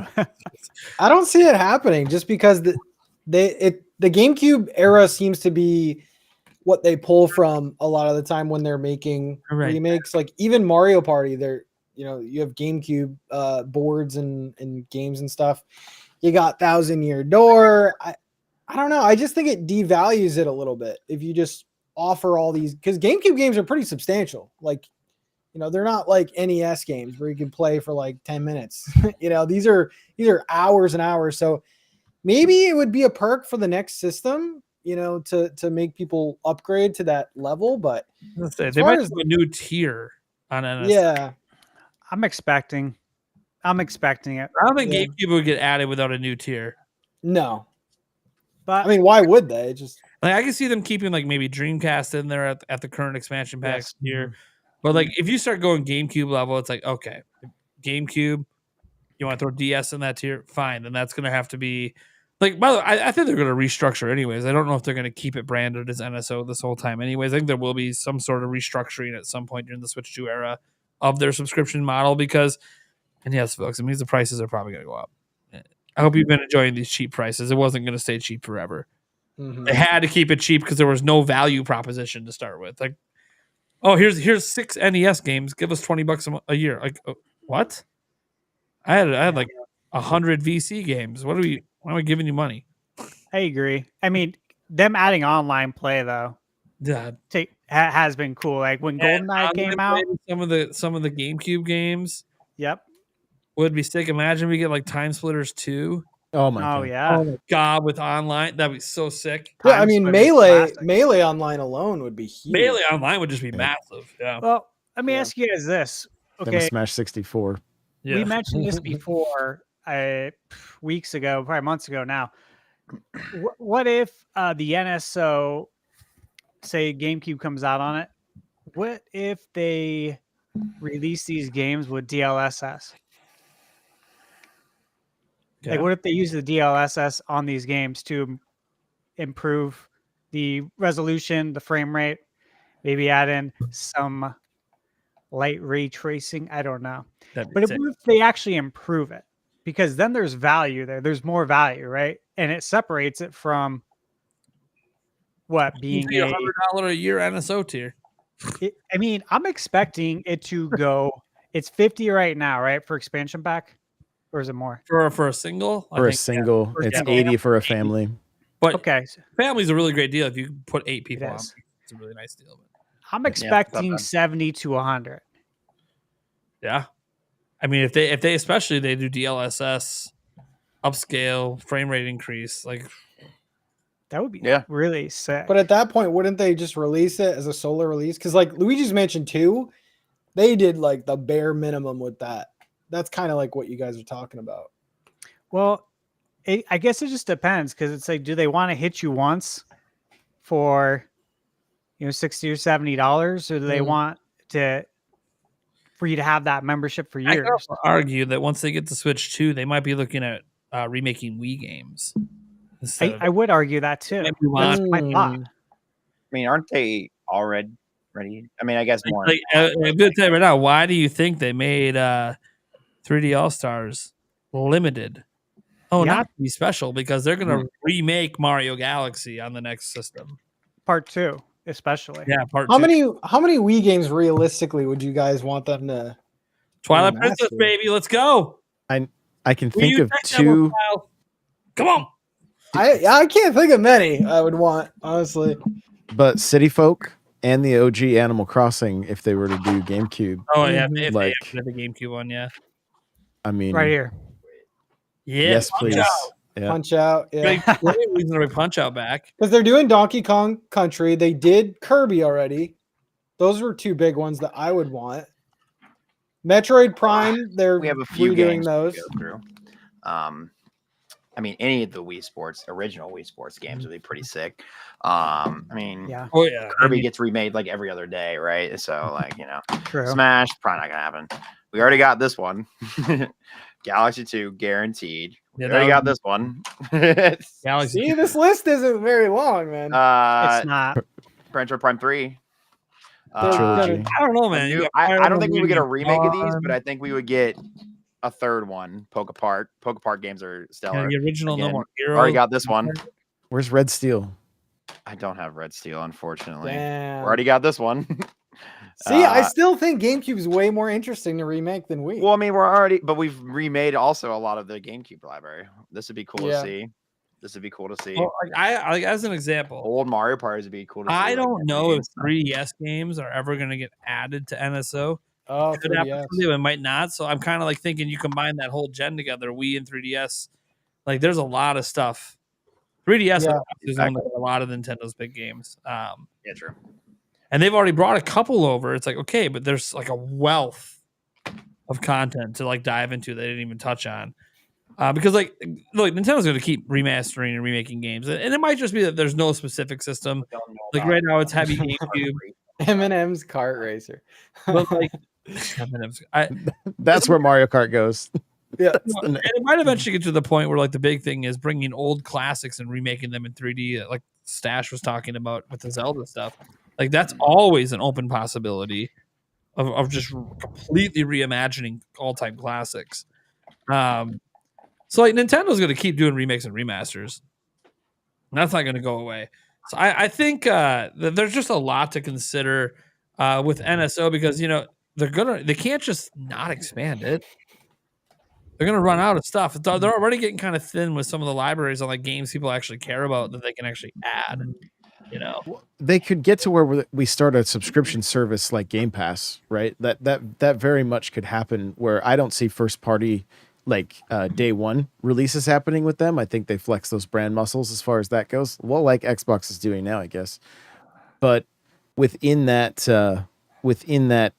that subscription model, that would bring in your online, that would bring in your past games, and for game preservation, to have as the thing that I want the most as a Nintendo fan is to be able to grab any of the Zelda games and play them on a single console without like there.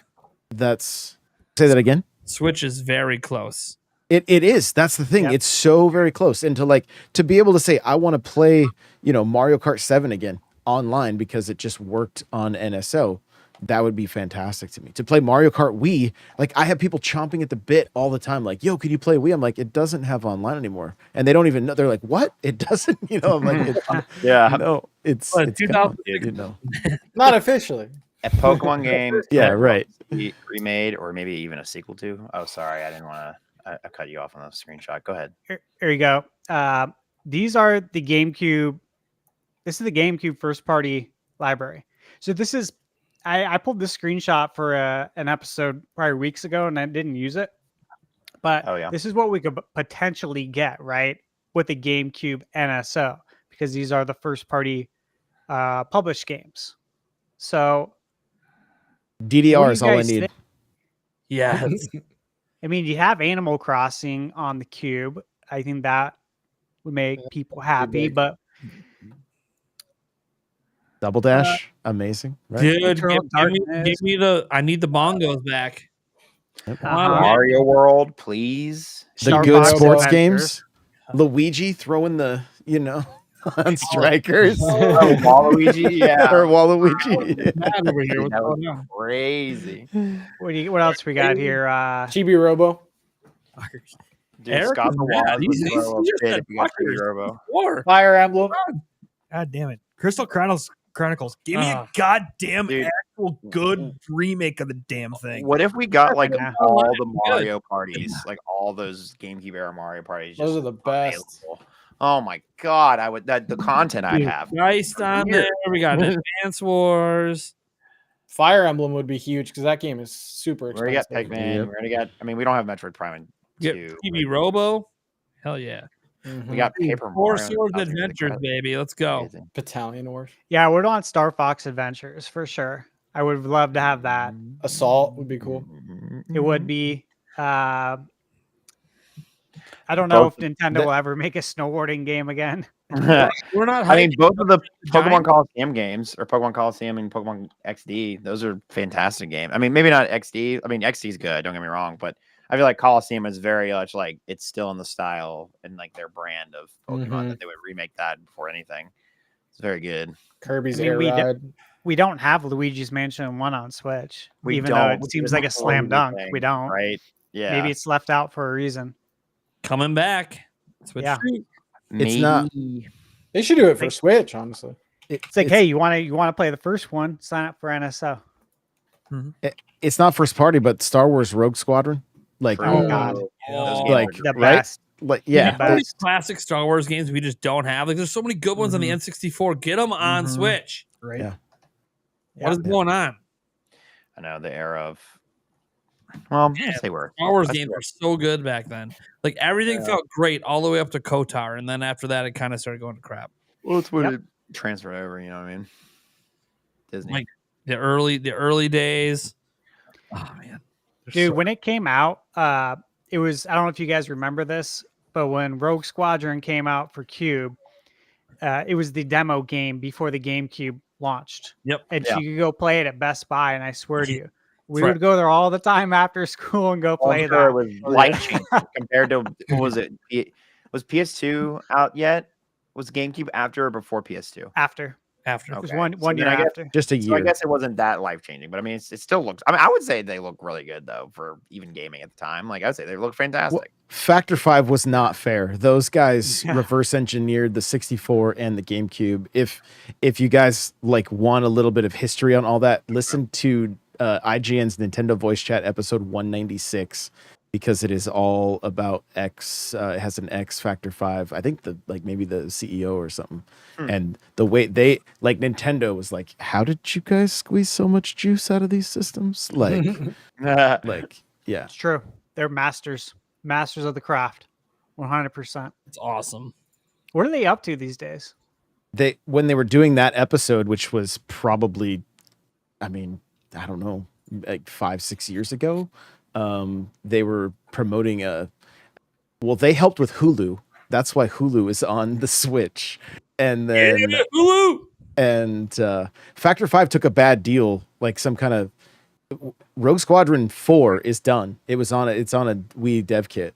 It was done. That. And then they went under. But they were doing some mobile, like it was like a fish. I think it was like a fish game on mobile. That's what they were trying to promote as they went down memory lane. And it's hilarious about Hulu being on Switch. I just realized Hulu's got a TV subscription. You can actually watch cable TV through your Switch. And we still can't watch fucking Netflix. Watch live sports too.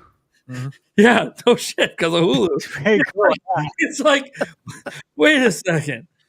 We have live TV on Switch, but we can't have like the normal streaming services that people actually care about. Nobody talks about Hulu ever outside of it. Oh, it's the only thing you have on Switch besides like Crunchyroll. I'm like, all right, cool. I wonder if they'll ever get that on Switch too. What do you think? You think they'll try again? Oh, I'm sure they'll probably get. Well, they'll try to get most. We know for Netflix, it was definitely a contract dispute because Reggie pointed the finger at Netflix, and they pointed the finger right back at Reggie. So that was definitely a contractual money split dispute there. I don't know if there was a bad experience with Netflix with the prior system, but dude, they had Netflix on 3DS. I mean, yeah, we had to get the disc and put it in your Wii. Remember? Yeah. Mm-hmm. You know, a lot of projectors don't include, like, that have TV iOS. The one thing they're missing is Netflix, and I've always read it was because of some sort of contractual dispute over, the cost of it. But so it's very interesting. Still get the app though. That's the thing. It was still available. It just didn't come included. Like exactly. But even then, like my thing is like, okay, that was Netflix. Fine, I get their sticklers, but like, there's no Prime Video either. There's no Disney Plus. By the way, Disney owns Hulu. Mm-hmm. Right. Like, I'm really confused. Like, why? And the argument, I guess, a lot of people always said, well, Nintendo's just focused on this being a gaming device. I'm like, okay, but now they got movies. They got movies. Yeah, Netflix got Mario quick. Yeah, real quick. It was over on Peacock exclusively for a little bit, and then bam, over to Netflix. Why? Because they're probably a fat check wrote, and it's still in the top 10 on Netflix right now. It's still in the top 10, and not for overall anymore, but for kids movies, it's still in the top 10. It's like, dude, like Nintendo knows there's huge audiences for their stuff, and like, I don't know. I think that you got to remember we're under new leadership today. I think there might be some negotiations might have already happened to maybe get these streaming services back, because it feels weird to not even have them as an option. Now, out of all the companies, could Nintendo be the one that tells them all to F off and we actually don't even have Hulu? We have nothing on Switch 2? Sure. That is possible. But I do think that some people do see it as a value add. Some kids play the device. Sometimes parents let them have that instead of a tablet. So let them watch their kids' movies on there. Yeah. Heck, I know Yuli at times, she just doesn't want to switch HDMI ports. She wishes, my Switch is up already. Let me just tap on this and watch. Like, so it's just a convenience thing. It's not like we don't have a billion ways to watch all this stuff. Yeah, of course we do. If you have a phone, you already got like the number one way most people watch everything. So I think I got to figure something out, man. I know it's just multi-billion-dollar corporations all yelling at each other, but can we just like do something nice for the consumers? It'd be great. It's like arguing over regionals. That's what it is. It's take our money. Is the nice thing. The Wii U had Netflix too, right? I remember watching it on there. Yeah, I have Netflix. Yeah. And did you know you could put the Wii disc in and still use the Wii mode on Wii U to watch Netflix? Oh my god! I tested it just for fun. I'm like, oh, I don't need the disc anymore. It says no, insert the disc. Okay, so I insert the disc. Still fucking works with the disc on the. Yeah, I remember the Wii U guys. They literally put a Wii inside of it. Yeah. So It functioned exactly like a Wii. You just had to reboot your system. Oh man. Really quick weird. PSA: leave those things plugged in. Yeah. Your Wii U's. I Yeah. heard about that. Yeah. Yeah. I hear about that. That's why I have my Wii U plugged in. That's why I own a GameCube and a Wii U, not a Wii. Well, I have a Wii back there, but I don't And know. by the way, they don't make replacement parts anymore, so something breaks. You gotta Aftermarket go or to nothing. Yeah. Yep. That's the end of support for Wii U, and Nintendo won't even fix them anymore. Did you guys buy any replacement 3DS batteries before they sold out? No. They were selling them for dirt cheap. I should. Wario 64 was posting about it, and I picked up 2 because I'm like, they're like $5-6. I didn't Stockpiled buy some. like extra, but I had recently, because my battery was actually swollen in my 3DS, so I got it replaced semi recently. It was like a year ago at this point. So yeah. So I have a new battery, thankfully, but yeah, I was kind of baffled. I was like, whoa, it's like the whole, I mean, it was swollen. I was like, whoa, that's wild. Anyways. Yeah, let's get to some of the questions we had submitted. Remember, guys, if you have any questions when you're watching live, you can super chat them in as little as $2 to get featured on the show. We have this one from Taker610 saying, after N64, we stopped marketing system on bits. I mean, for a while, we were calling GameCube the 128. Right. Well, we were supposed to get it. I don't know if that was that us saying that or Nintendo. Well, they had that tech demo, the Mario 128 tech demo. The Mario 128. Yeah, okay. So they started it. There was still a little bit of Nintendo marketing with bits for GameCube, and then just nothing after that. Yeah, I recall a Dreamcast talking about 128 bits. 3 bits? So 3DS wasn't 3 bits? They were marketing in dimensions at that point. Yeah. Yeah, kind of crazy that like Nintendo people are like, oh, they didn't care about power. They used to market off bits. Like they were marketing power. So like that, you know, I remember the blast processing. Like, okay. Yeah. All right. Yeah. You keep doing that. A different day, man. Did the Sega Nintendo war and the ads was great. I miss those days. God, they shit on each other so bad. Yeah. If you ever go watch some of the old Nintendo ads about how much better Nintendo is than Sega. Like everyone knows, the Sega does what Nintendo don't ads. That's fine, but the Nintendo ones, dude, they were saying some savage things that like you guys think Nintendo, M-rated, dude. They were M-rated in what they were saying about Sega in the Mega back in the day. Play it loud. I just remember Crash Bandicoot with the megaphone in Redmond. That was one of the best. That was great. So good. We needed him in Smash so bad with that. Oh, that would have been great. Oh, we talked about that last week. How we would love to see Crash get into Smash. Yeah, it just makes sense. Yeah, especially now that Crash is like on Nintendo systems fully. Like it's just time. Yeah. Well, and he's technically Xbox property now, right? Yeah, probably the next one. Yeah. Probably the next one he'll probably get in. Or if they port and do more character things, who knows? All right. Next up, we got let's see here. Oh, yeah, we had a gifted member by Boo Mini. Just want to make sure I recognize that. Thank you so much, Boo Mini, for gifting a member. I think it went to I don't remember who it went to. No, I don't know why I'm saying it. Yeah. Ice Sonic said, who is Emio? I think can be something that will surprise us all. Nintendo already has dark stuff in their games, a creative company with an M rating. I love the upside down smile. Yeah. Kind of perfect. Yeah, I think that's what people are excited about. One, it's an M-rated game published by Nintendo. There's not a lot of those. Bayonetta is really the only one they've been publishing lately. We don't know who's making it, so that adds mystery to it. We don't know what's going on, and now we know it's super dark, like really dark, extra themes. dark. So, don't know, but I'm excited. I'm excited to see the first game. I'm really worried the first time they show gameplay for it, everyone's gonna be like, "Oh, okay, yeah, this isn't that great." But I hope I'm wrong. I hope that it's just shocking, surprising, and it keeps you guessing, and then it comes out and it's reviewing in the 90s, and you're like, "What is going on?" I don't know. I guess you got to find out who is Emio. Yep. Quick correction from chat too. Toys for Bob is now independent. Like, Yeah, I Toys R Us honestly- independent, but Microsoft still owns Crash.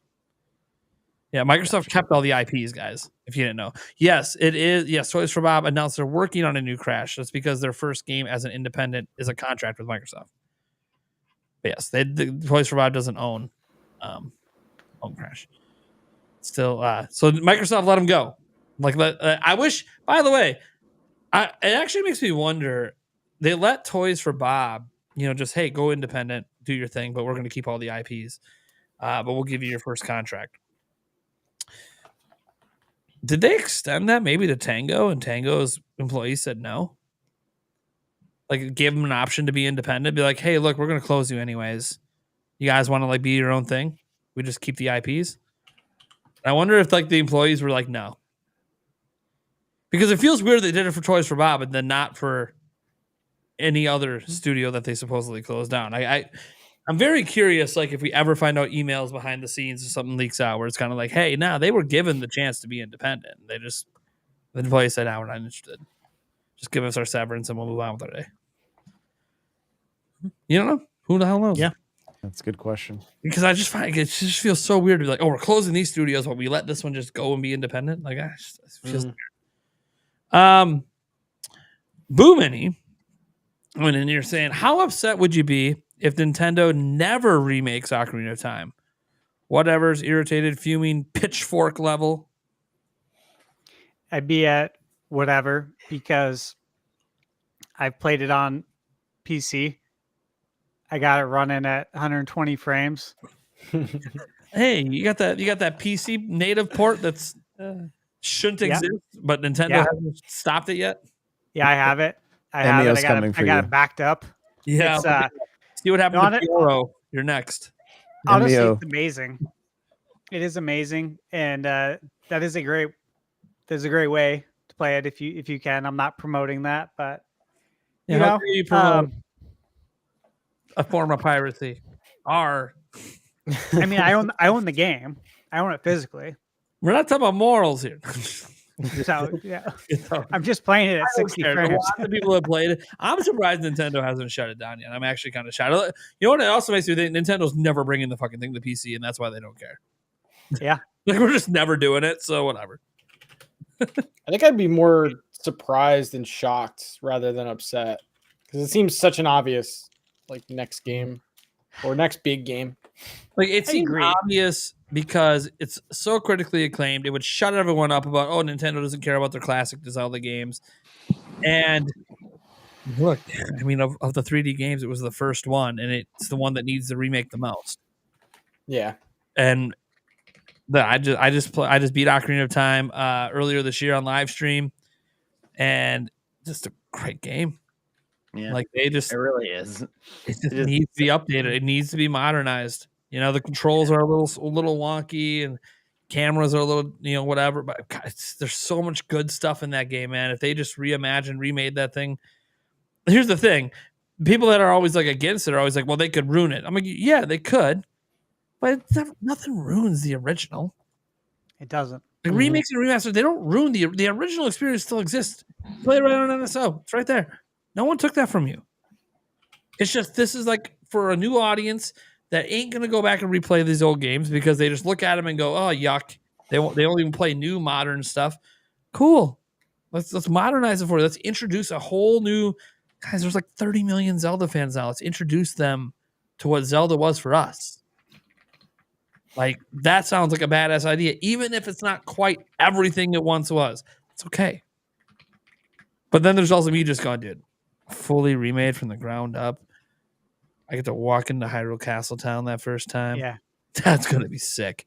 I'm going to go across that rainbow bridge. And I'm going to be like, oh my God. The spectacle alone is good enough, even if they screw up the gameplay. I just want to see it.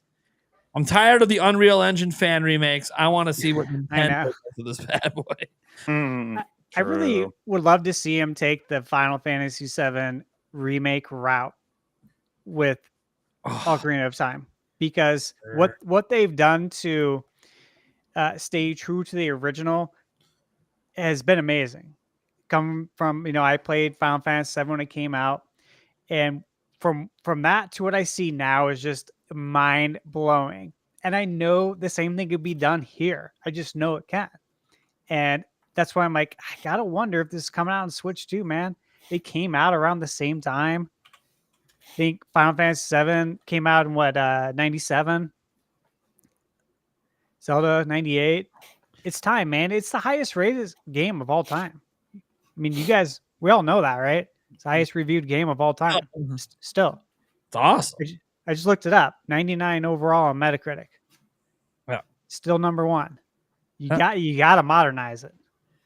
It'd be sick, man. I just look, I'm not going to be like upset if it never happens because Nintendo hasn't really shown that they're willing to do from the ground up remakes. Because the big thing is it's got to be from the ground up. If it's just HD, yeah, they do that all the time. Got to be from the ground up. They don't do from the ground up remakes hardly ever, let alone they haven't done one this drastic yet where they're really bringing back a classic to modernize. That hasn't happened before with Nintendo yet. So it's kind of a, man, you know, this would probably be the first and biggest one they've done.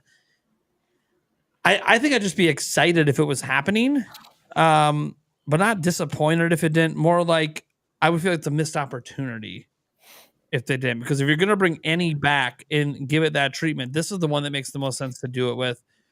You could argue Twilight Princess could make a lot of sense too, because that's another one that kind of feels like it needs a from the ground up, and is the before Breath of the Wild was the best-selling Zelda game.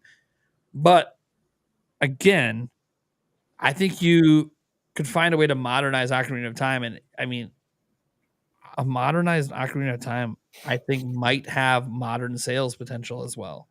I do too. And it could create a whole new mindset. Like you classic fans that want more linearity, you should want something like this to happen because I think that's the game that could really drive the hype. So it's more like I'd just be really excited if it happened. Disappointed if they never do it. Do I expect them to? Eventually. Sometime they'll do it someday. I might not be alive.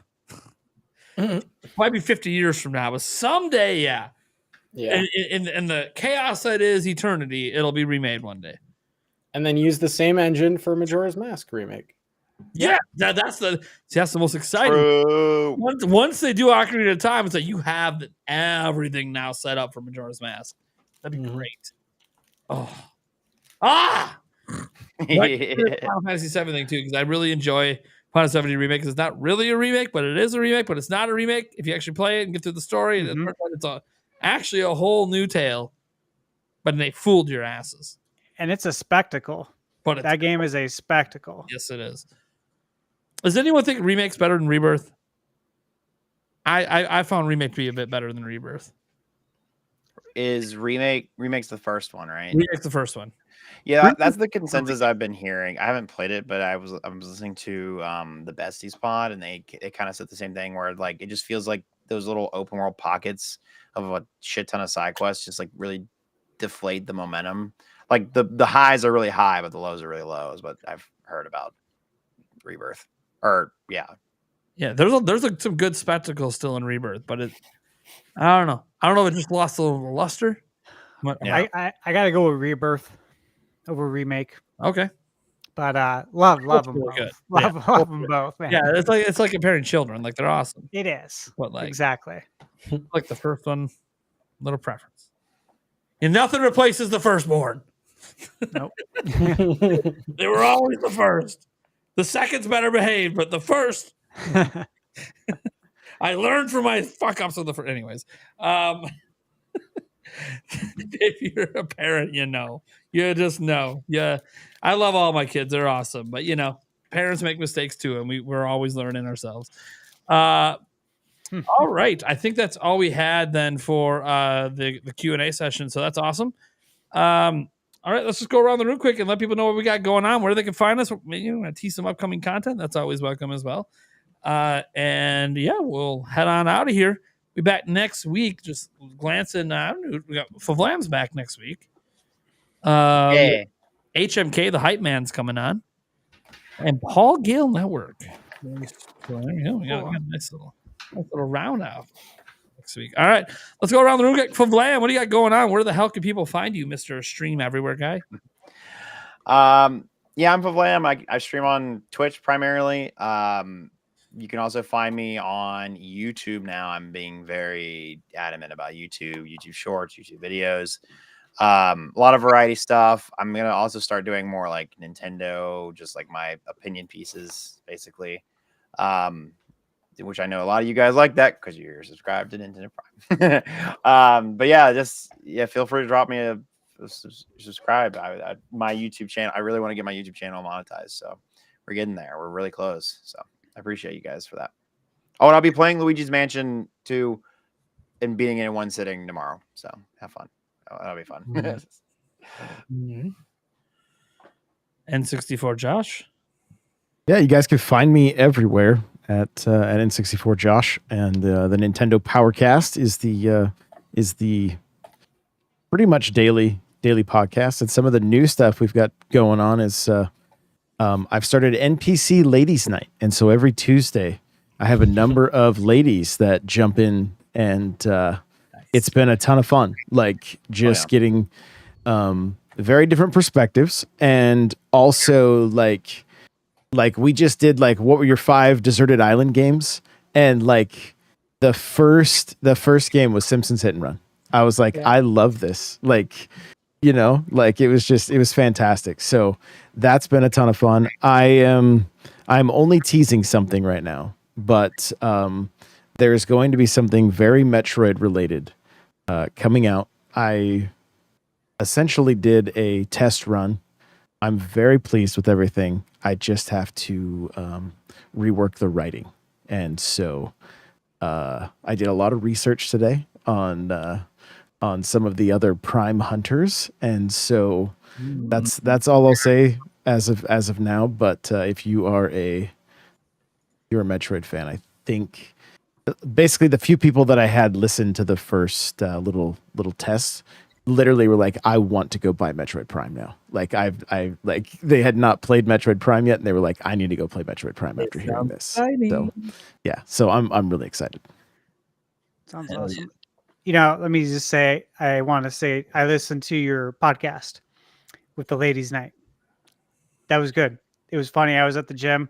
I was listening to it. I was hearing them talking about Michael Jackson's Experience, the game. Dude, I was laughing. Like, I literally started laughing out loud at the gym when that was dropped. Like, what? That's hilarious. I was like, you know, I've never played it. I remember when it came out, and I'm like, God, do I need to play this? Dude, the fact it comes with like the bedazzled glove is it's just the cherry on top. It's so good. Yeah, it was really good though. I enjoyed it. So good stuff, man. Thank you. Yeah. Nintendo Talk, what you got going on? Yeah, you can find me everywhere at Nintendo Talk, mostly YouTube, streaming live on there. Just launched a new podcast that's available pretty much everywhere you'll listen to podcasts. The Slow Burn Podcast, the one Nate wants to be on. I like it slowly burned. It's all cozy games, cozy like farm games, cozy games. And we're talking about having a game developer on for a nice little interview. Hell yeah. So, Nice. should be good. I'd like to get a game dev on here to interview. I'm afraid of what I'd ask them though. That's maybe why they don't want to come on. We're not all cozy over here, so. Do developers want to talk to fans though? Probably not.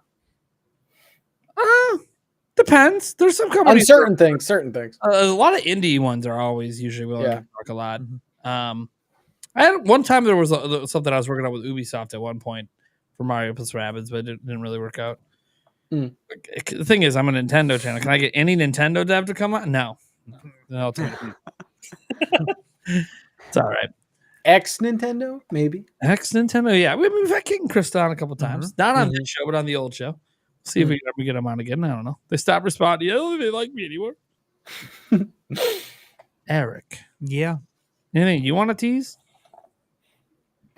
No. No. For all you listeners out there, I need to go change the thumbnail on this thing. Eric is now nude, listeners. So head to YouTube audio fast listeners, love you to do that before it gets taken down. Right. Eric's shirt is missing.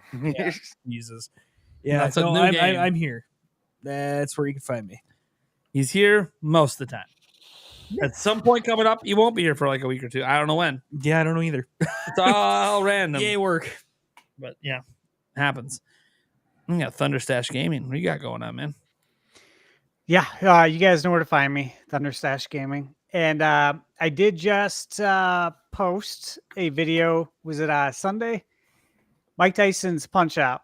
Played it on the Super Nintendo, which, as we all know, it never came out on the Super Nintendo. This is an unofficial port, but the work was very good. It feels 100% official, actually.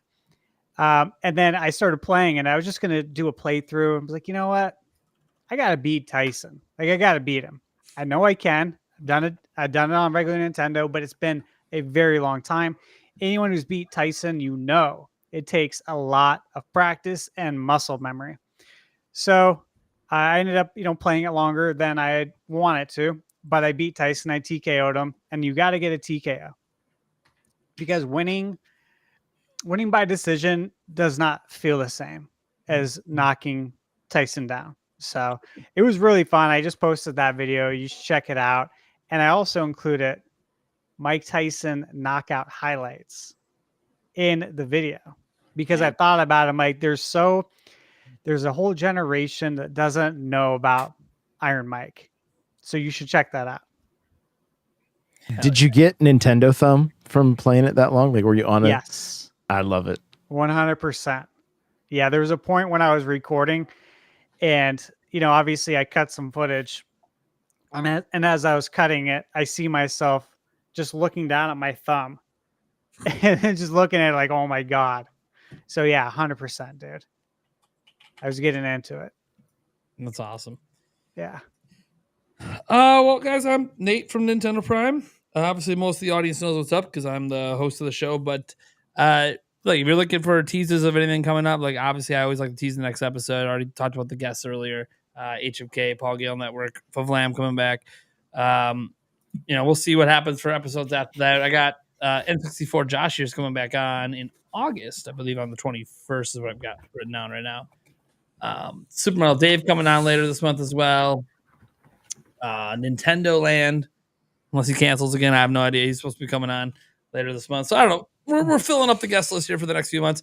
But besides that, we're finally getting back into the swing of things. Apologize to my audience. 18 videos over the span of 50 days is not me. That is an imposter. That is changing. We just got a video up today. Obviously, like we had to talk about the breaking news, right? The breaking news, the new. That's still good, dude. 18 in 50 days. That's great. And I used to do 40 and 30. So I'm a news channel. So that's true. It's a daily thing. There's news every day. But one thing I will bring up is if you guys might remember VG News, some of you more hardcore Nintendo Prime fans, we ran that for about a month.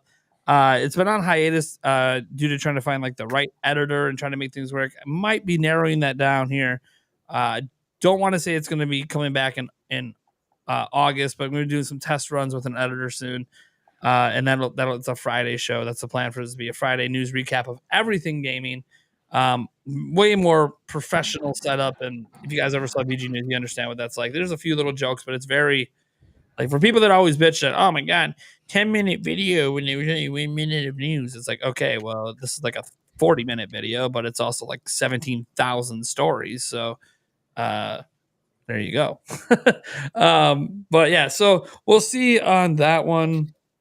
But I just wanted to give people an update that actually some things are moving forward potentially with that. If this editor doesn't work out, that's all right. I might reach out to one of the other applicants who had a really neat idea to maybe make things work. And we'll see there. Otherwise, we're just getting back to covering daily news, man. We're just getting back into it. I want to start mixing in. My goal is to have a news video in the morning, a discussion video in the afternoon. Woohoo! That's the idea. But, I don't have anything written down for discussion videos ideas right now. We'll get that taken care of. I just got over being sick. You guys might have saw me cough a little bit during the show. I've had a cold. I've had a bunch of crap, came off vacation. We are now ready to go full board the rest of the summer. So be ready. Be ready. If you are sick of Nintendo Prime already, I deeply apologize. You'll want to unsubscribe right now. Because your feed's going to be full of Prime time. Thank you guys so much for being here. We'll catch you same time next week.